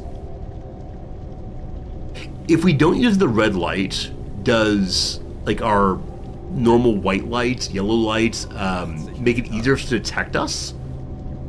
Or is there a particular reason, like, is it less heat possibly? I'm just making things up entirely. Yes, Roxanne, why don't you put on the red light? Or a blue light? The white light is visible from farther away. Is it the periscope then? Is like the light of the inside lights will go up to the periscope? Wherever the periscope is? Hey Raven, good seeing you. So it's strip your night vision. Oh, okay. So it's so our sensitive little eyes are not damaged. I see.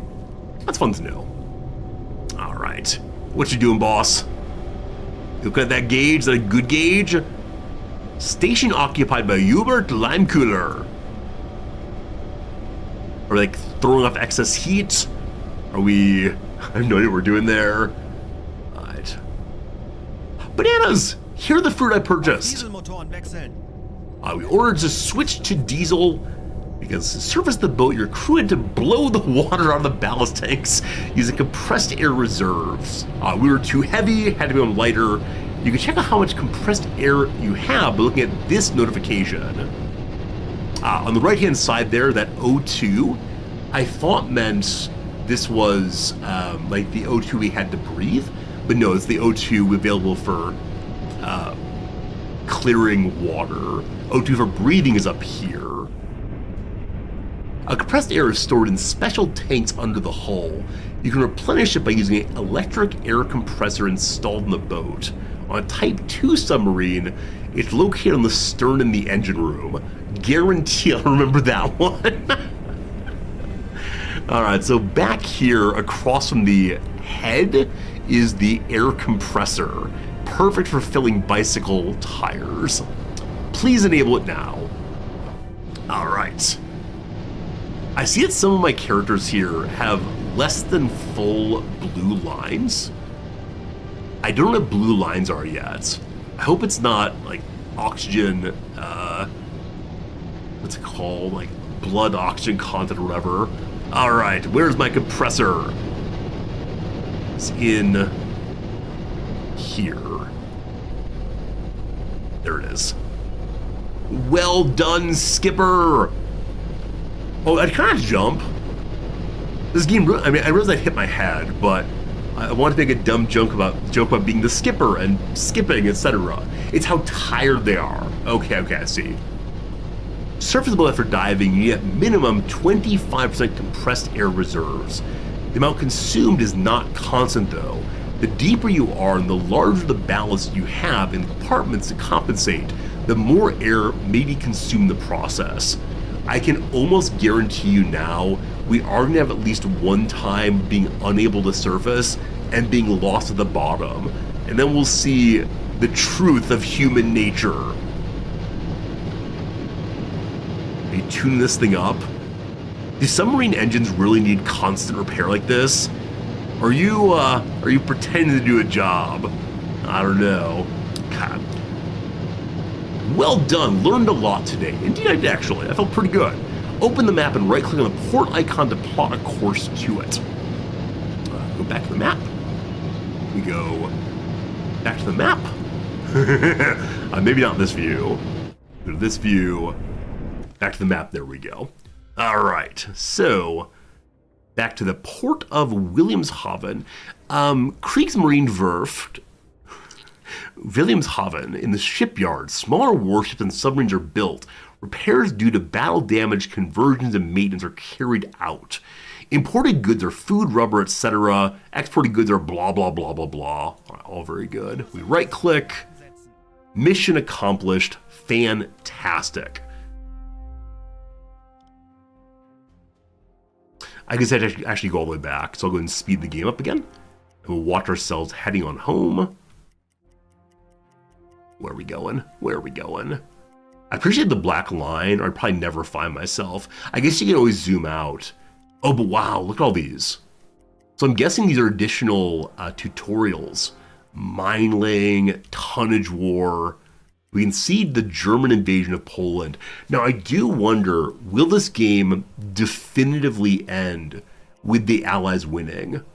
Or is it possible that I can turn the tide of war? I'm not sure I want to do so. And I guess we can see Allies versus enemies? Yeah. Oh, if I click this, it skips sail home. Thank you very much. 2 days later.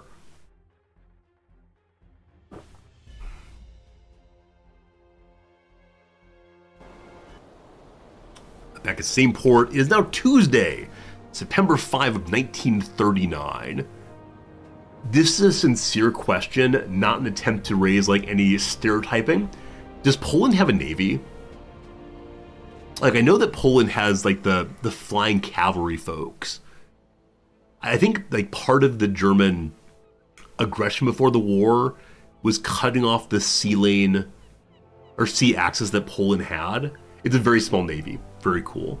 I remember back in, gosh, one of my teens, I went to the Chicago Art Museum for a special exhibit of like Polish flying cavalier, I believe. Cavalier. Hussars, I guess. What the heck are these? Why are you showing me pictures of dogs? Something has gone terribly, terribly wrong. All right. If I just add the word horse, does that help? Yeah, it is this kind of thing, but that actual factual, like, armor.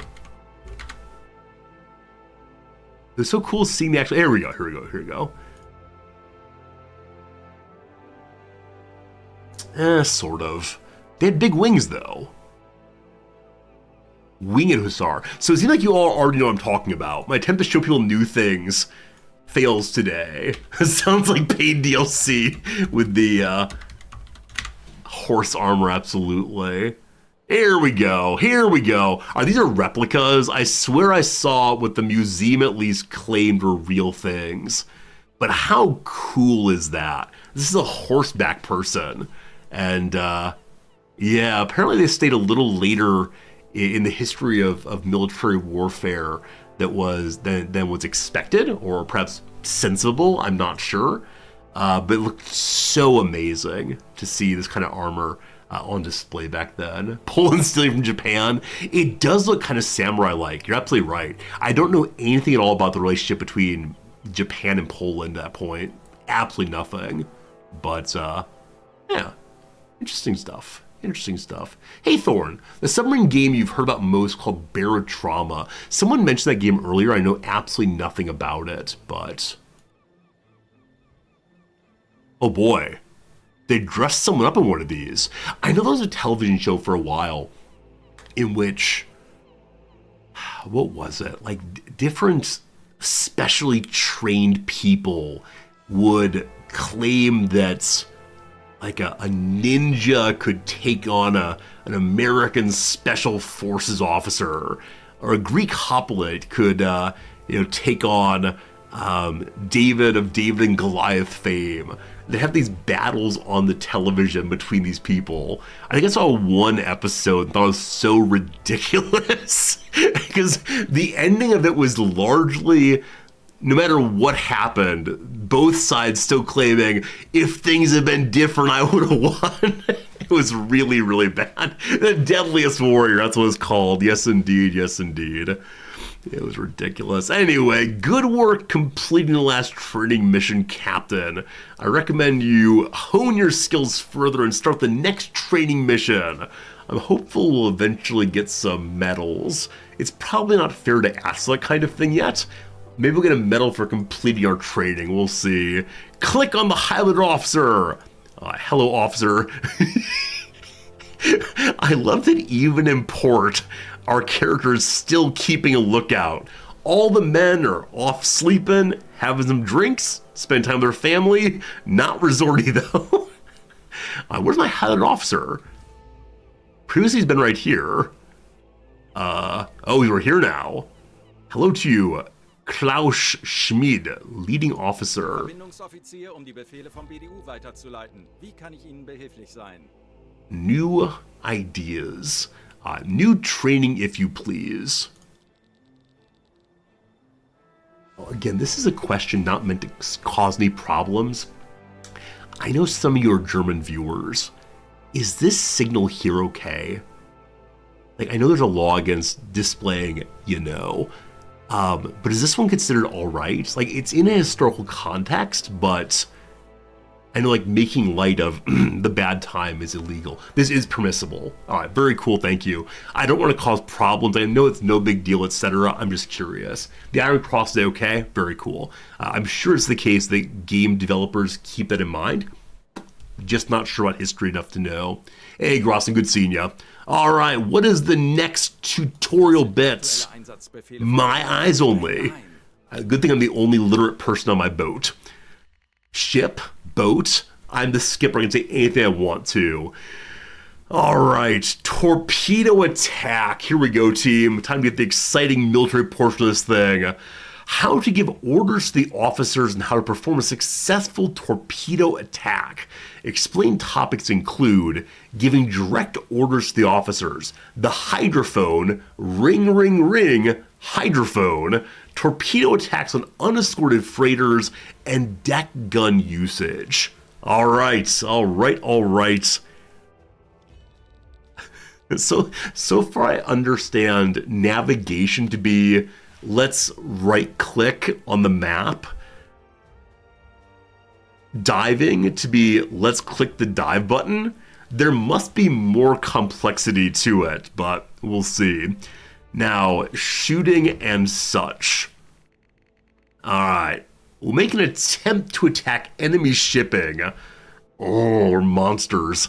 I'll teach you the basics of crew management. Open the map and we shall continue. Another U-boat reported spotting a few freighters at square NAN49 a few hours ago. Okay. So I was assuming initially there'd be a grid of, I don't know what exactly, but assuming that the A's were one column and the numbers were rows.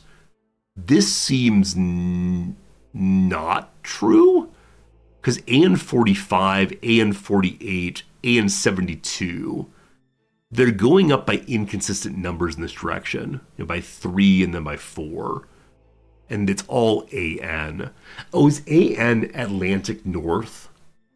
And then they're just numbered based on, I don't know, numbers left to right maybe? No, that's not right though, because 44, 45, 55. Someone explain to me nautical cartography in great detail, please. It's a 3x3 division. Cool. Another U-boat spotted some freighters at the square here. The other U-boat was coming back from mine-laying assignment and wasn't armed to attack the ships. Oh, good call. I should definitely think about provisions. Well. Tutorial guide didn't tell me to do so. Hopefully we don't all starve. I marked a spot where we can expect these fares to be in the near future. Please right-click there and get going. Change course. Everything ready must undock, so once again we choose this one. And third, speed ahead. Alright, time to get inside, please. Oh no, we're staying at surface. This feels pretty risky. It's pretty risky to stay up there. I guess we're in port though, it doesn't matter at all. Oh, someone came take over for me. That's very nice. Everyone wants to work on their tan a little bit. I think I've seen pictures of people like standing on the deck. Probably only in port though, I don't know. Oh, look at all the smog. I guess it's 39, so I don't know about pollution yet. Help us give more cover, perhaps. All right, so I want to go back to first-person view. Hello, everyone. Keller. Are you my cook, possibly? You have 3 pips of health. That seems good. I want to go and speed up our game now. To do that, we need to be looking at the map, I believe. So to the map. So you can't go to the map from first person. You have to be in this view at least. And then very quick we'll get in there. Watch ourselves go.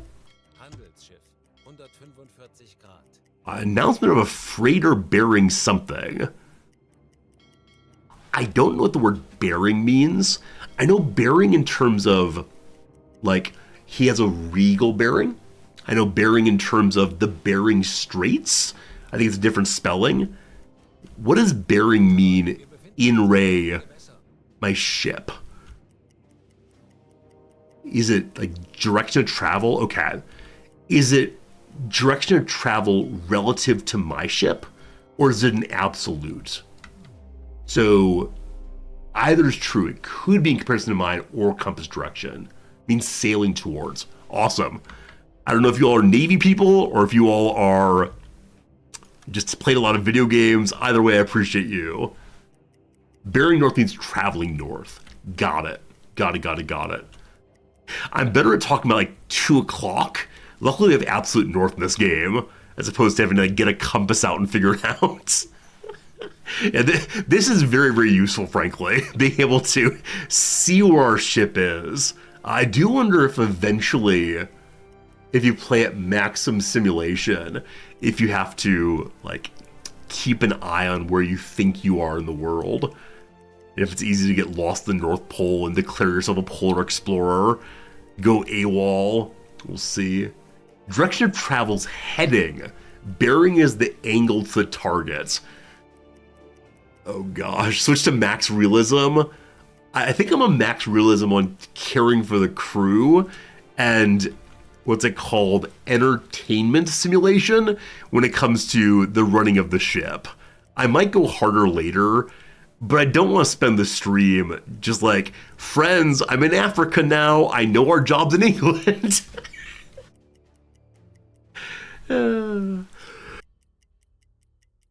I will say now that today's stream will not be a full-length stream. My voice is starting to go a little bit. Very happy to have been live at all today. I do have COVID, etc., etc. We'll probably stream for at least another half hour, but we'll see how it goes. If you have max realism, you do all the torpedo math. We've yet to see torpedo math at all, but could be cool. In 39, we don't have a computer, do we? With like a straight edge and, I don't know, someone who's wearing glasses to figure it out. Very good! You arrive at the patrol area. Let's start searching for cargo ships. Take a look inside the boat for a moment. As you see, the crew is already active and working at various stations throughout the boat. They know their tasks very well and don't need directions from them most of the time. During long assignments and battles, unusual things tend to happen, and your role as captain of the boat is to adapt as necessary to survive. For this reason, I've asked your officers to leave their stations so we can train micromanagement during this assignment. We must locate the cargo ship we're looking for. The best way to accomplish this is to use the onboard hydrophone. It's capable of detecting ships from tens of kilometers, much farther than it's possible by sight, even in the best of weather. The GHG hydrophone installed in your ship doesn't work on the surface. We must be at periscope depth before we can proceed. How do we make sure we're not hearing ourselves? This is a sincere question. I had a student last year before, who was a Navy guy. And he said, when I asked him what he did in the Navy, he said he spent long hours listening to dolphin coitus. He used a more colorful phrase than that. Is that what a hydrophone is? You just listen to hear what's going on out there, and maybe you hear a boat, maybe you don't? You do hear your own motor at 180 degrees. Okay, you hear it directionally. And so if it's coming from 180 degrees right behind you, you say, oh, that's me, okay. There's an eye icon on the rest of the screen, shows how noisy you are. Ah, okay. It's part of the visibility calculation. Our noise is 89.6 decibels. How does that compare to a rock and roll concert? How does that compare to a ringing cell phone? Our radar signature is 1,000 centimeters.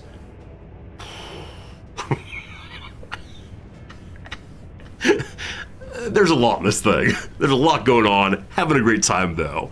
All right, so we're supposed to go down to periscope depth, just below the surface.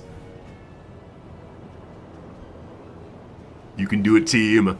Oh, look at us go. 90 is pretty loud, but woodworking equipment might be even louder. The problem with the word loud is it's one of these variable terms, right? Where loud at a funeral is very different than loud at a rock concert. Neglected interiors.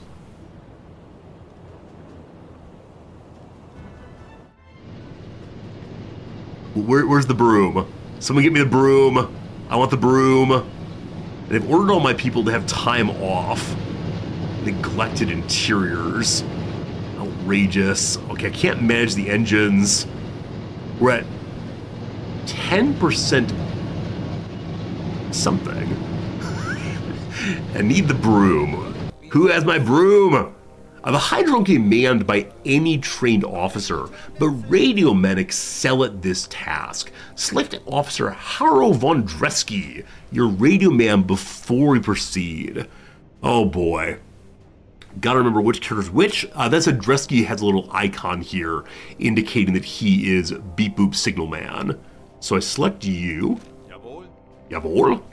Now click the listening room to assign him there. Okay, so my suspicion then is if I didn't have this section view, I'd have to go run to him and say, you buddy, get to work. Ruhig besetzen. Okay. Radio's happening now. Awesome. There he goes. Good job, buddy. Good. Give the author some time to listen for contacts. You can use time compression if you like. I kind of wish I could have done it myself. I'd love to hear what a hydrophone does. Google says that 90 decibels is quieter than a motorcycle, like a hairdryer power tool. Fantastic, thank you. Click the depth gauge to zero the subwall surface. Click the yellow periscope next to the depth gauge to image the periscope. That's what I've been doing, I think. I'd eventually use the hydrophone ourselves. For right now, though, I'm okay teaching my people to do things. We're not allowed to do everything ourselves. Is there a speed run? Captain only speed run? In which you somehow dismiss everyone else and just run madly through the ship doing it. I love it. Okay, they're listening. Megan, they're also enjoying the listening. They're like a secondary pair of earphones. Weather outside is perfect, doesn't affect signal quality. The antenna is below water, so receive signal is blocked in 11%. Huh. Okay, this is the radio man. Oh. Harold von Dretzky hears the ship propellers nearby through the hydrophone. It's in this direction, apparently. Captain, plot an interception course toward the contact. To do so, press Control and click the right mouse button on the blue arc on the map. Boop. We're on course now to intercept. Whew. To hasten our approach, consider using the time compression feature. Okay, I was thinking I might have to like see the direction or hear the direction, and then like point my ship in my boat in front of it. We'll see how that works out though. All right, so time compression. Let's get turning. So I'm only just below in periscope depth. I wonder if I should Are we on an intercept course already? Huh. If I speed up a little bit more, we can see what's happening. It's exactly what's happening. So when you push Control right click on the direction of hearing, it causes you to lay a course for what's supposed to be going, I think. Understood. Okay. I was making a question a moment ago. Right, we're only at periscope depth. So I do wonder if it's a good idea when we're coming up on another ship. We know it's a convoy ship though. So I assume that the convoy ship is not going to notice us until we're able to fire. Bearing is 309. So if we know that 180 is behind us, 307 must be, or 305 must be with respect to where we're going. So straight ahead is 360. Maybe. Shh! The sailor using the periscope has spotted the freighter. We can attack it now. The most effective weapon at your disposal are G7 torpedoes that carry a 280 kilogram warhead. 0 straight ahead. But 0 and 360 are equivalent, correct? Like, not trying to be pedantic. I'm trying to make sure I'm not missing anything in my understanding of directionality. All right, we're good. We're good. All good.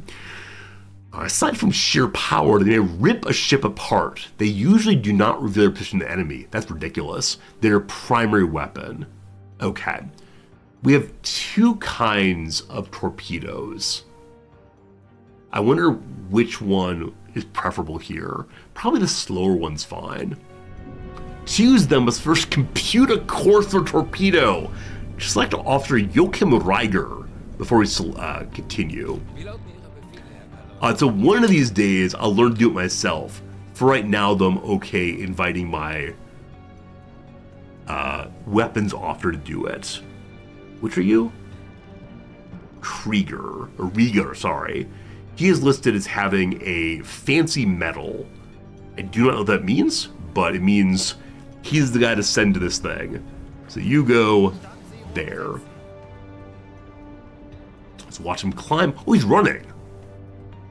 People are running here. What a confusing pile of people, though. Can't you all go to your bedroom and get out the way? Okay, having selected the officer, click on the empty cargo ship using the right mouse button to calculate torpedo corpse. Corpse? It will lead to corpses, not courses, though. Very good. Officer Joachim Reiger now calculates the course of the torpedo, which gives him time to do that. I'll give you further directions once that's done. May I go watch him do math? Boot für Rundblick eingesteuert. Up we go. So he's watching and like doing math in his head, possibly? Is that really how it's done?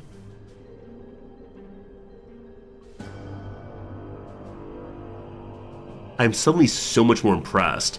I figured he'd at least have a sheet of paper and maybe, I don't know, like I said, a slide rule possibly. No, I'm not stepping in yet. Eventually we'll try to do it ourselves. Right now, though, it's good to let our people do other work. The U-boats were filled with geniuses? I guess so. Or like, would he call out what he saw, and then someone else would do the mathematics? There's not much to calculate. Oh, in that case, maybe I should do it myself. If torpedo math is not super difficult, I could surely do it. What with my B- in algebra? Actually, I have no idea what I got in any class ever, mathematics-wise. I was on the normal track once I got out of middle school. For high school, normal track all the way. For grade school and middle school, I was in gifted math, and then something terrible happened. So, it's good. What you doing, boss? What you doing? Observation range is up to 4 kilometers.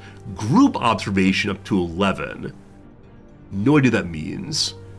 Author Joachim Reiger managed to prepare, is it Joachim? I'm saying the name wrong, aren't I? Joachim?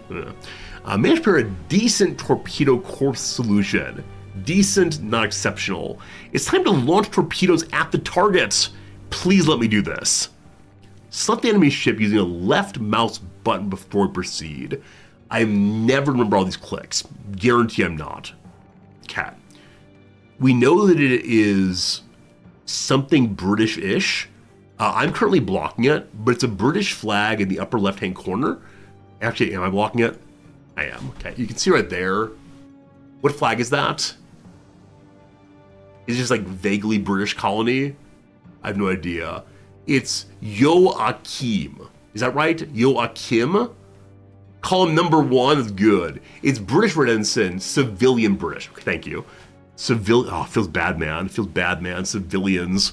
What are we doing? All's fair in love and war, etc., but still. Alright. Click the highlighted button to open the torpedo tube interface. It's over here. Click on the 3 tubes to flood them with seawater. Something pressure, probably? I don't know. Alright, let's get flooding. Also, torpedo avoidance maneuvers. Horizontal hit angle, vertical hit angle. We learned earlier that our our torpedoes might be duds if they don't strike at roughly 90 degrees. So 0 degrees is not 90 degrees. We'll see. All right, flood. So are the torpedoes already in the tubes then? I see that the water line's going up. Before you launch the salvo, you should always wait until this line comes on. It signals to the torpedo that the correct gyro angle set are ready to fire. Okay. So the torpedoes have little computers inside? Whichever way, we're programming the torpedoes to do something. It's not just we aim and shoot like a BB gun, I guess. The guy's medal is the Iron Cross. Hand out indiscriminately. I like it. I like it a lot. All right, so we're waiting for the number to go on. We could speed up the game, I assume, but it's... Oh, I probably have to click first. There we go. Oh, I see. So the ship is not turning. The torpedoes are? Because I assume that the torpedo bays or torpedo tubes are locked in place. So until this moment, I assume that naval warfare this time was you have to aim your ship at the target. I had no idea. Angles synchronized. Fire, fire, fire.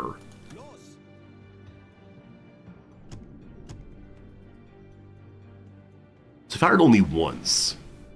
Wait till torpedoes reach their target. Am I allowed to watch this? May I take over, please? No, it's currently occupied. Can I order you off of it? Not right now. I know there's another periscope in the control room. Or do we have to acknowledge that things are happening? In the same way that all of our buddies here are turning their gears. Can I tell them to? Let me through, let me through. Everyone's looking at the tubes. Very exciting. This tutorial, I have to enjoy being an officer? That's fine. Wait, where's the control room? Oh, this is the control room here. Where is the local periscope? Use. Bestätige. Periscope up. If I just demand periscope up, does it go up? Torpedoes covered half the distance. I see our level here. Can I say up we go? Up we go. Okay, we see the world. Now we're exposed somewhat. Oh, that's not consistent. As the waves go, we go too. Oh, what's this do? Oh, we turned. How exciting. We know the ship had a bearing of... This is not gonna work out. Well, at least we're having a lovely view of... Lovely view of the water today. I do wonder if it's sufficiently far away that we're not gonna be able to see the ship at all. 10 seconds! Go faster, you! I think we're good. I think we're good. All right. Hope it doesn't get damaged by being dropped like that. It's a miss! Wait. I cried out, it's a miss.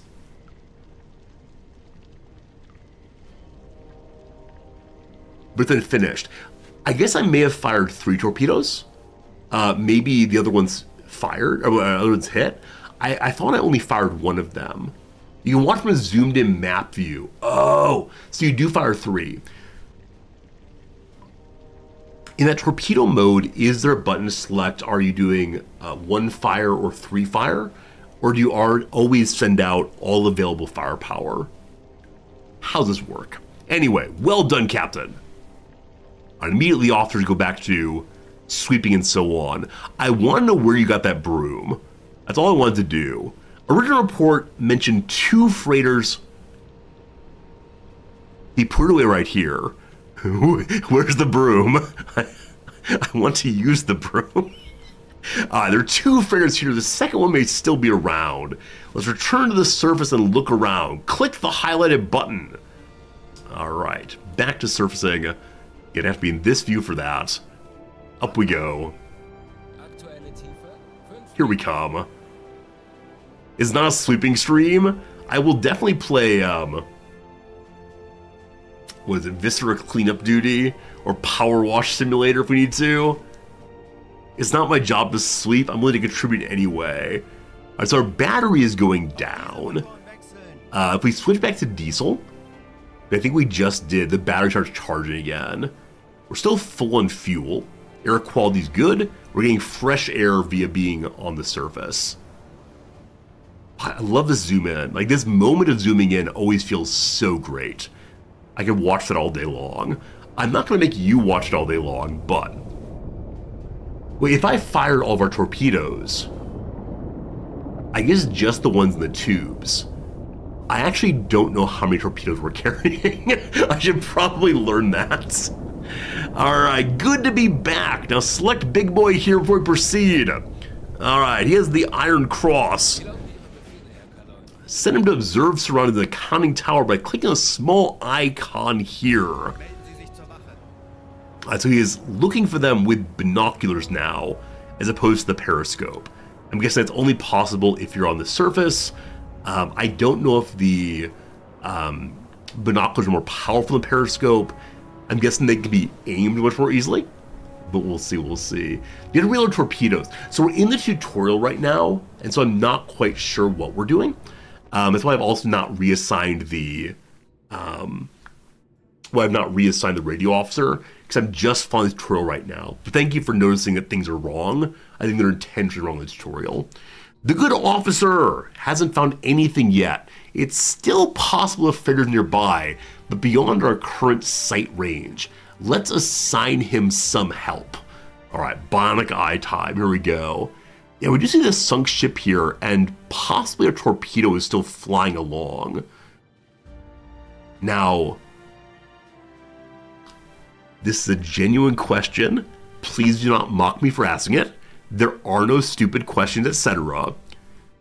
Do torpedoes have onboard power generators? Or are they propelled by like the force of pressure from my ship? Will this buddy go until its fuel runs out? Will it go until it's lost the like pressure burst off my ship? How do torpedoes go? Because again, like a BB gun, I shoot the BB, eventually it just stops, no help. They have onboard propeller engines, some sort of motive force, maybe a battery. Very cool, thank you, thank you. So it's a little mini submarine. I'm gonna assume it has very small people inside of it. Hey, Milkman, good seeing ya. Compressed air, possibly. Okay, so it might have like an air tank on board that it uses as motive power. Got it, thank you. I apologize that I have to apologize for my questions, because I know some of you are geniuses by comparison with my somewhat limited knowledge. Anyway, the crew is composed of officers like Officer Rieger, but also regular sailors too. Officers take direct orders from you, and you have direct control over them. You can find the portraits of them in the bottom right part of the screen. Yep, seen them before. Regular sailors, on the other hand, usually follow automated schedules, as they're too numerous to take orders from the captain one by one. Don't worry, the captain really cares about you. Drone number 45. They can also aid their officers in work. That's exactly what we need right now. Each officer has a few bars near to his portrait. They represent sailors assigned to this officer. Click the uppermost bar near to Rieger to assign to him as many sailors as he manage. Boop. Alright, so we can now have broader sight because other sailors with him. How does that work? Do they hold their binoculars one after another and look through all three? Do they pick up the officer to help him look farther, like hang him over the edge? No idea. Anyway, greatly appreciative we found the next ship. We have targets here also. So we know this torpedo's out there. There's a lifeboat. And an unknown ship here that looks different from the cargo ships. So I wonder. Sorry, that is the same ship, I apologize. So what's the one on top then? Is that the one destroyed already? So is the wreckage or are the wreckage and target A the same? Maybe. Anyway. Oh, sorry, I got distracted. It flies a Swedish flag, but judging from its course, it's possible it's headed to an enemy port under a blockade. It may as well be an enemy ship flying a false flag. Let's check on that. So Swedes are neutral. We like shooting things. Choose that one. Man the attack periscope. I thought I personally gotta do that, but no. We're being told, we're telling our men to do it again.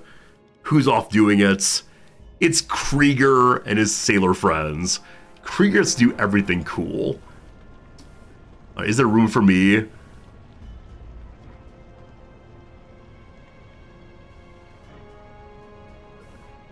Okay, we're still on surface level. I think I'd like to lower ourselves. Well, if they want to look at the flag, we probably need to stay at a level where we can look at things.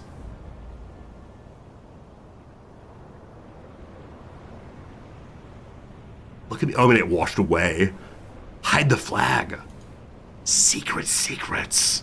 Where's my Swedish flag? I'll pretend to be friends. So I thought we were at maximum climb. I don't know the right phrase for that. Like surface level, not decks awash. Maybe we're trying our best. I know there's a deck gun out here. Pardon me? Bestätige. I think I've broken the tutorial by doing this. I apologize. Alright, everyone go up here, doing your jobs. Let's climb up again.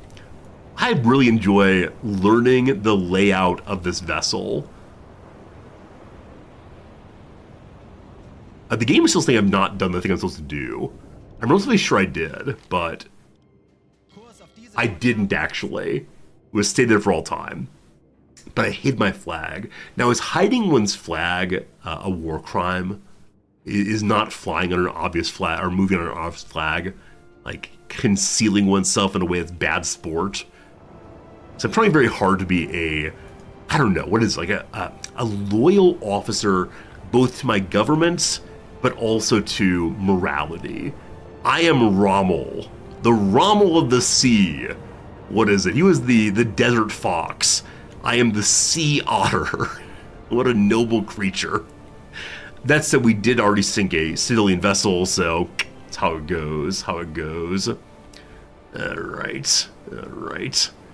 What is this thing? Is my family insignia? Is it an opening of a box, maybe? Oh. Delightful.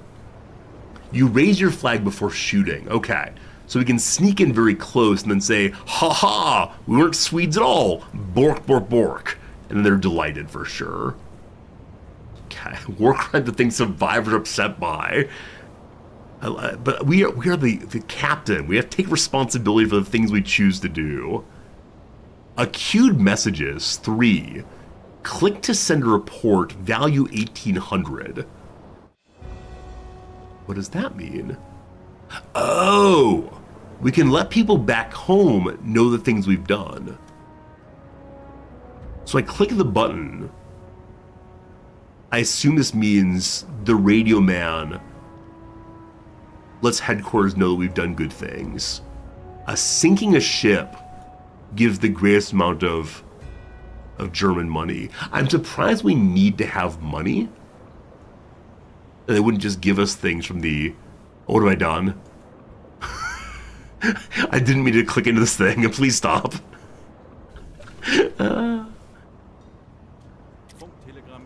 Probably we're waiting till we're getting a little closer, I suspect. So bring me the map here. We're still very far away. I'm sorry, I should speed up somewhat. May I zoom in at the wreckage? May I look at the wreckage, please? What does one do with a lifeboat?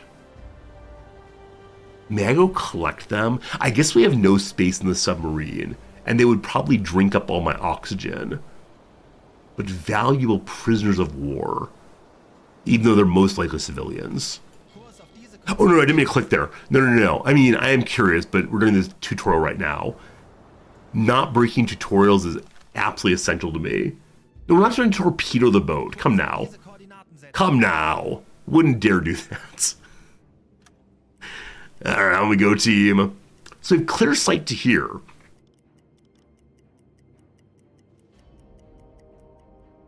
But is it insufficiently clear sight to make an identification? Accuracy is 100%.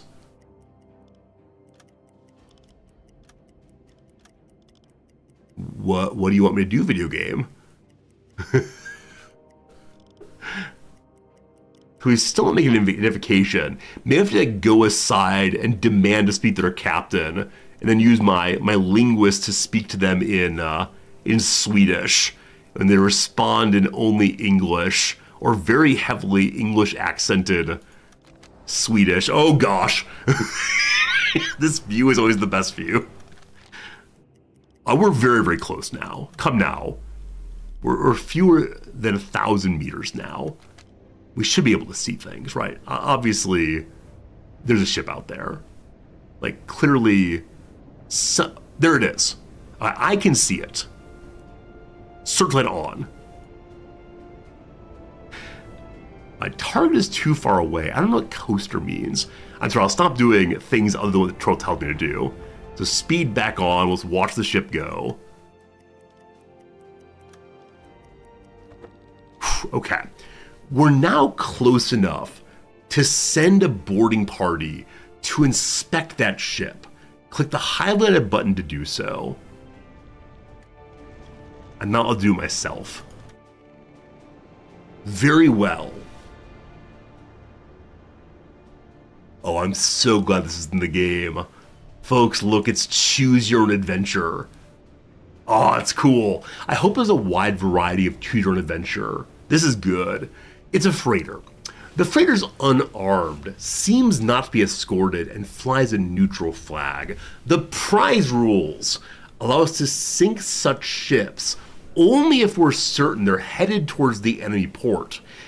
If we lack such certainty, ideally we should investigate what it's carrying and verify its destination by performing an inspection. Prize rules. Are prize rules determined by like general consensus of major powers? Are they set up during like the declaration of war? Because sinking neutral ships feels pretty bad to me. But I guess they're lying about being neutral, then we can see. All right. If we have reasons to feel certain the ship is headed to an enemy port, we may communicate right away. We intend to sink it and proceed with the attack. They feel like such a waste of a torpedo. Why can't we just say, you know, your lives are forfeit, or we want your stuff? Sinking the ship is a bit aggressive. Maybe we don't want people to reappropriate it though into battle. All right, send a delegation has the highest chance of determining whether the ship is involved in the war effort or not, and thus could be sunk. On the other hand, it carries some risk for this sent crew. You may arm your men if you want them to protect themselves. I wonder if arming them though is gonna upset the Swedes. Like invading their neutral boat might cause problems. Let's see. On this screen, you can select which officers to send to carry out inspection. Some officers may have useful skills to consider when you send them on such missions. All right, number 1. In this case, a routine inspection. Any officer will do. Click on a slot below and pick any officer into it. We see our skills here for the first time. We see our ranks also. Oh, this is great.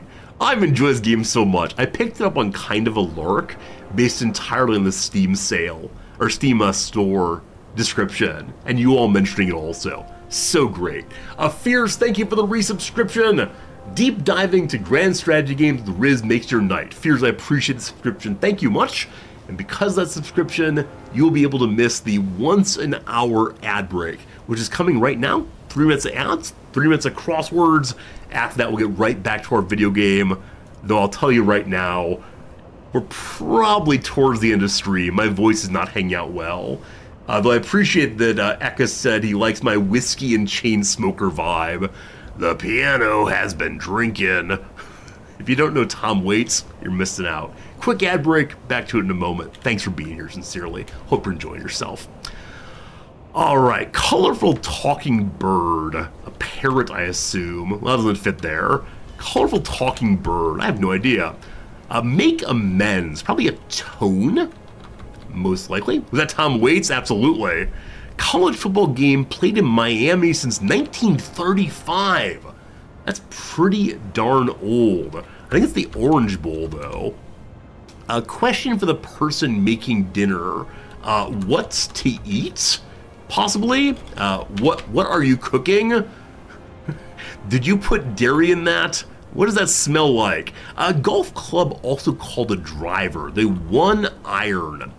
Runs out of water or moisture, goes dry, I assume. Night of the Living Dead director George Romero, in the blank of among. I'm sorry, what? In the blank of among. Oh man, the combination of a blank there as well as a context phrase. I'm actually not even sure what this phrase is meaning to say. We'll figure it out eventually. Let's do some downs. A gleeful shout. A woo-hoo, I assume. Made a misjudgment. Air made, past tense. Aired is what I want here. We'll see. Something ground in a coffee grinder's a bean. Honey Rider and Holly Goodhead for 2. Those are Bond girls. The names that are used for the women in Bond films. You know. If you know, you know. Actors who said, when I'm good, I'm very good. But when I'm bad, I'm better. That is Mae West. In the ideal scenarios, at best, imitated a dove as Taku. 1978 Nobel Peace Prize winner Sadat as Anwar. It might be an E. I think it's an A, though. Why I Live at the P.O., author Eudora Welty. So the macaw is the color of a talking bird. I should have gotten that one. A sweet treat. Possibly a goodie. I would say across then. When do we eat? When do we eat? Which means air in is incorrect. Aaron? Aaron? Okay, I don't know this word. Oh, is it the one wood for driver? I apologize. Error is what I wanted the whole time. Okay, perform labor is just work. Unconvincing is an excuse, a weak excuse. In the midst of, meaning among. There you go, there we go. A basis for awarding a scholarship. Merit. If you've not read Michael Sandel's book, The Tyranny of Merit, whatever happened to the common good, 2 thumbs up. Meritocracy is a scam. Glossy newsstand offering. It's a mag, probably. Car owner's documents, a title. Genre featuring femme fatale, noir. Strikes from the list, possibly omits. A yogi of the Yankees is Yogi Berra. Person who wears a headlamp on the job's a minor. Hotel patrons are guests, surely. Given a tranquilizer, like chilled, sedated, possibly. Well, that's not how it's spelled. What is TMNE? Insensitivity to music idiomatically. That's going to be a tin ear. Tin ear indeed. And with that, the ad break is done. And as I mentioned at the beginning, that's the end of the stream. I apologize for being a little bamboozly on whether we'd have more of the game after the ad break, but I've got to go now, unfortunately. May I save mid-tutorial? The answer is no. So this game's gonna run overnight. My friends who want me to update the Windows, not gonna happen. Anyway, getting over COVID's been a little short on the stream. Unfortunately, I'd love to spend more time with you. I'm having so much fun, but I gotta rest my voice, or else I'll need to not stream tomorrow, surely. Tomorrow, though, definitely back, guarantee. We'll play more of this game then. So thank you all for hanging out with me. It was a lovely, lovely day through and through, as it always is with you folks. See you again tomorrow. Goodbye. Appreciate you. There's the button. Bye. Bye.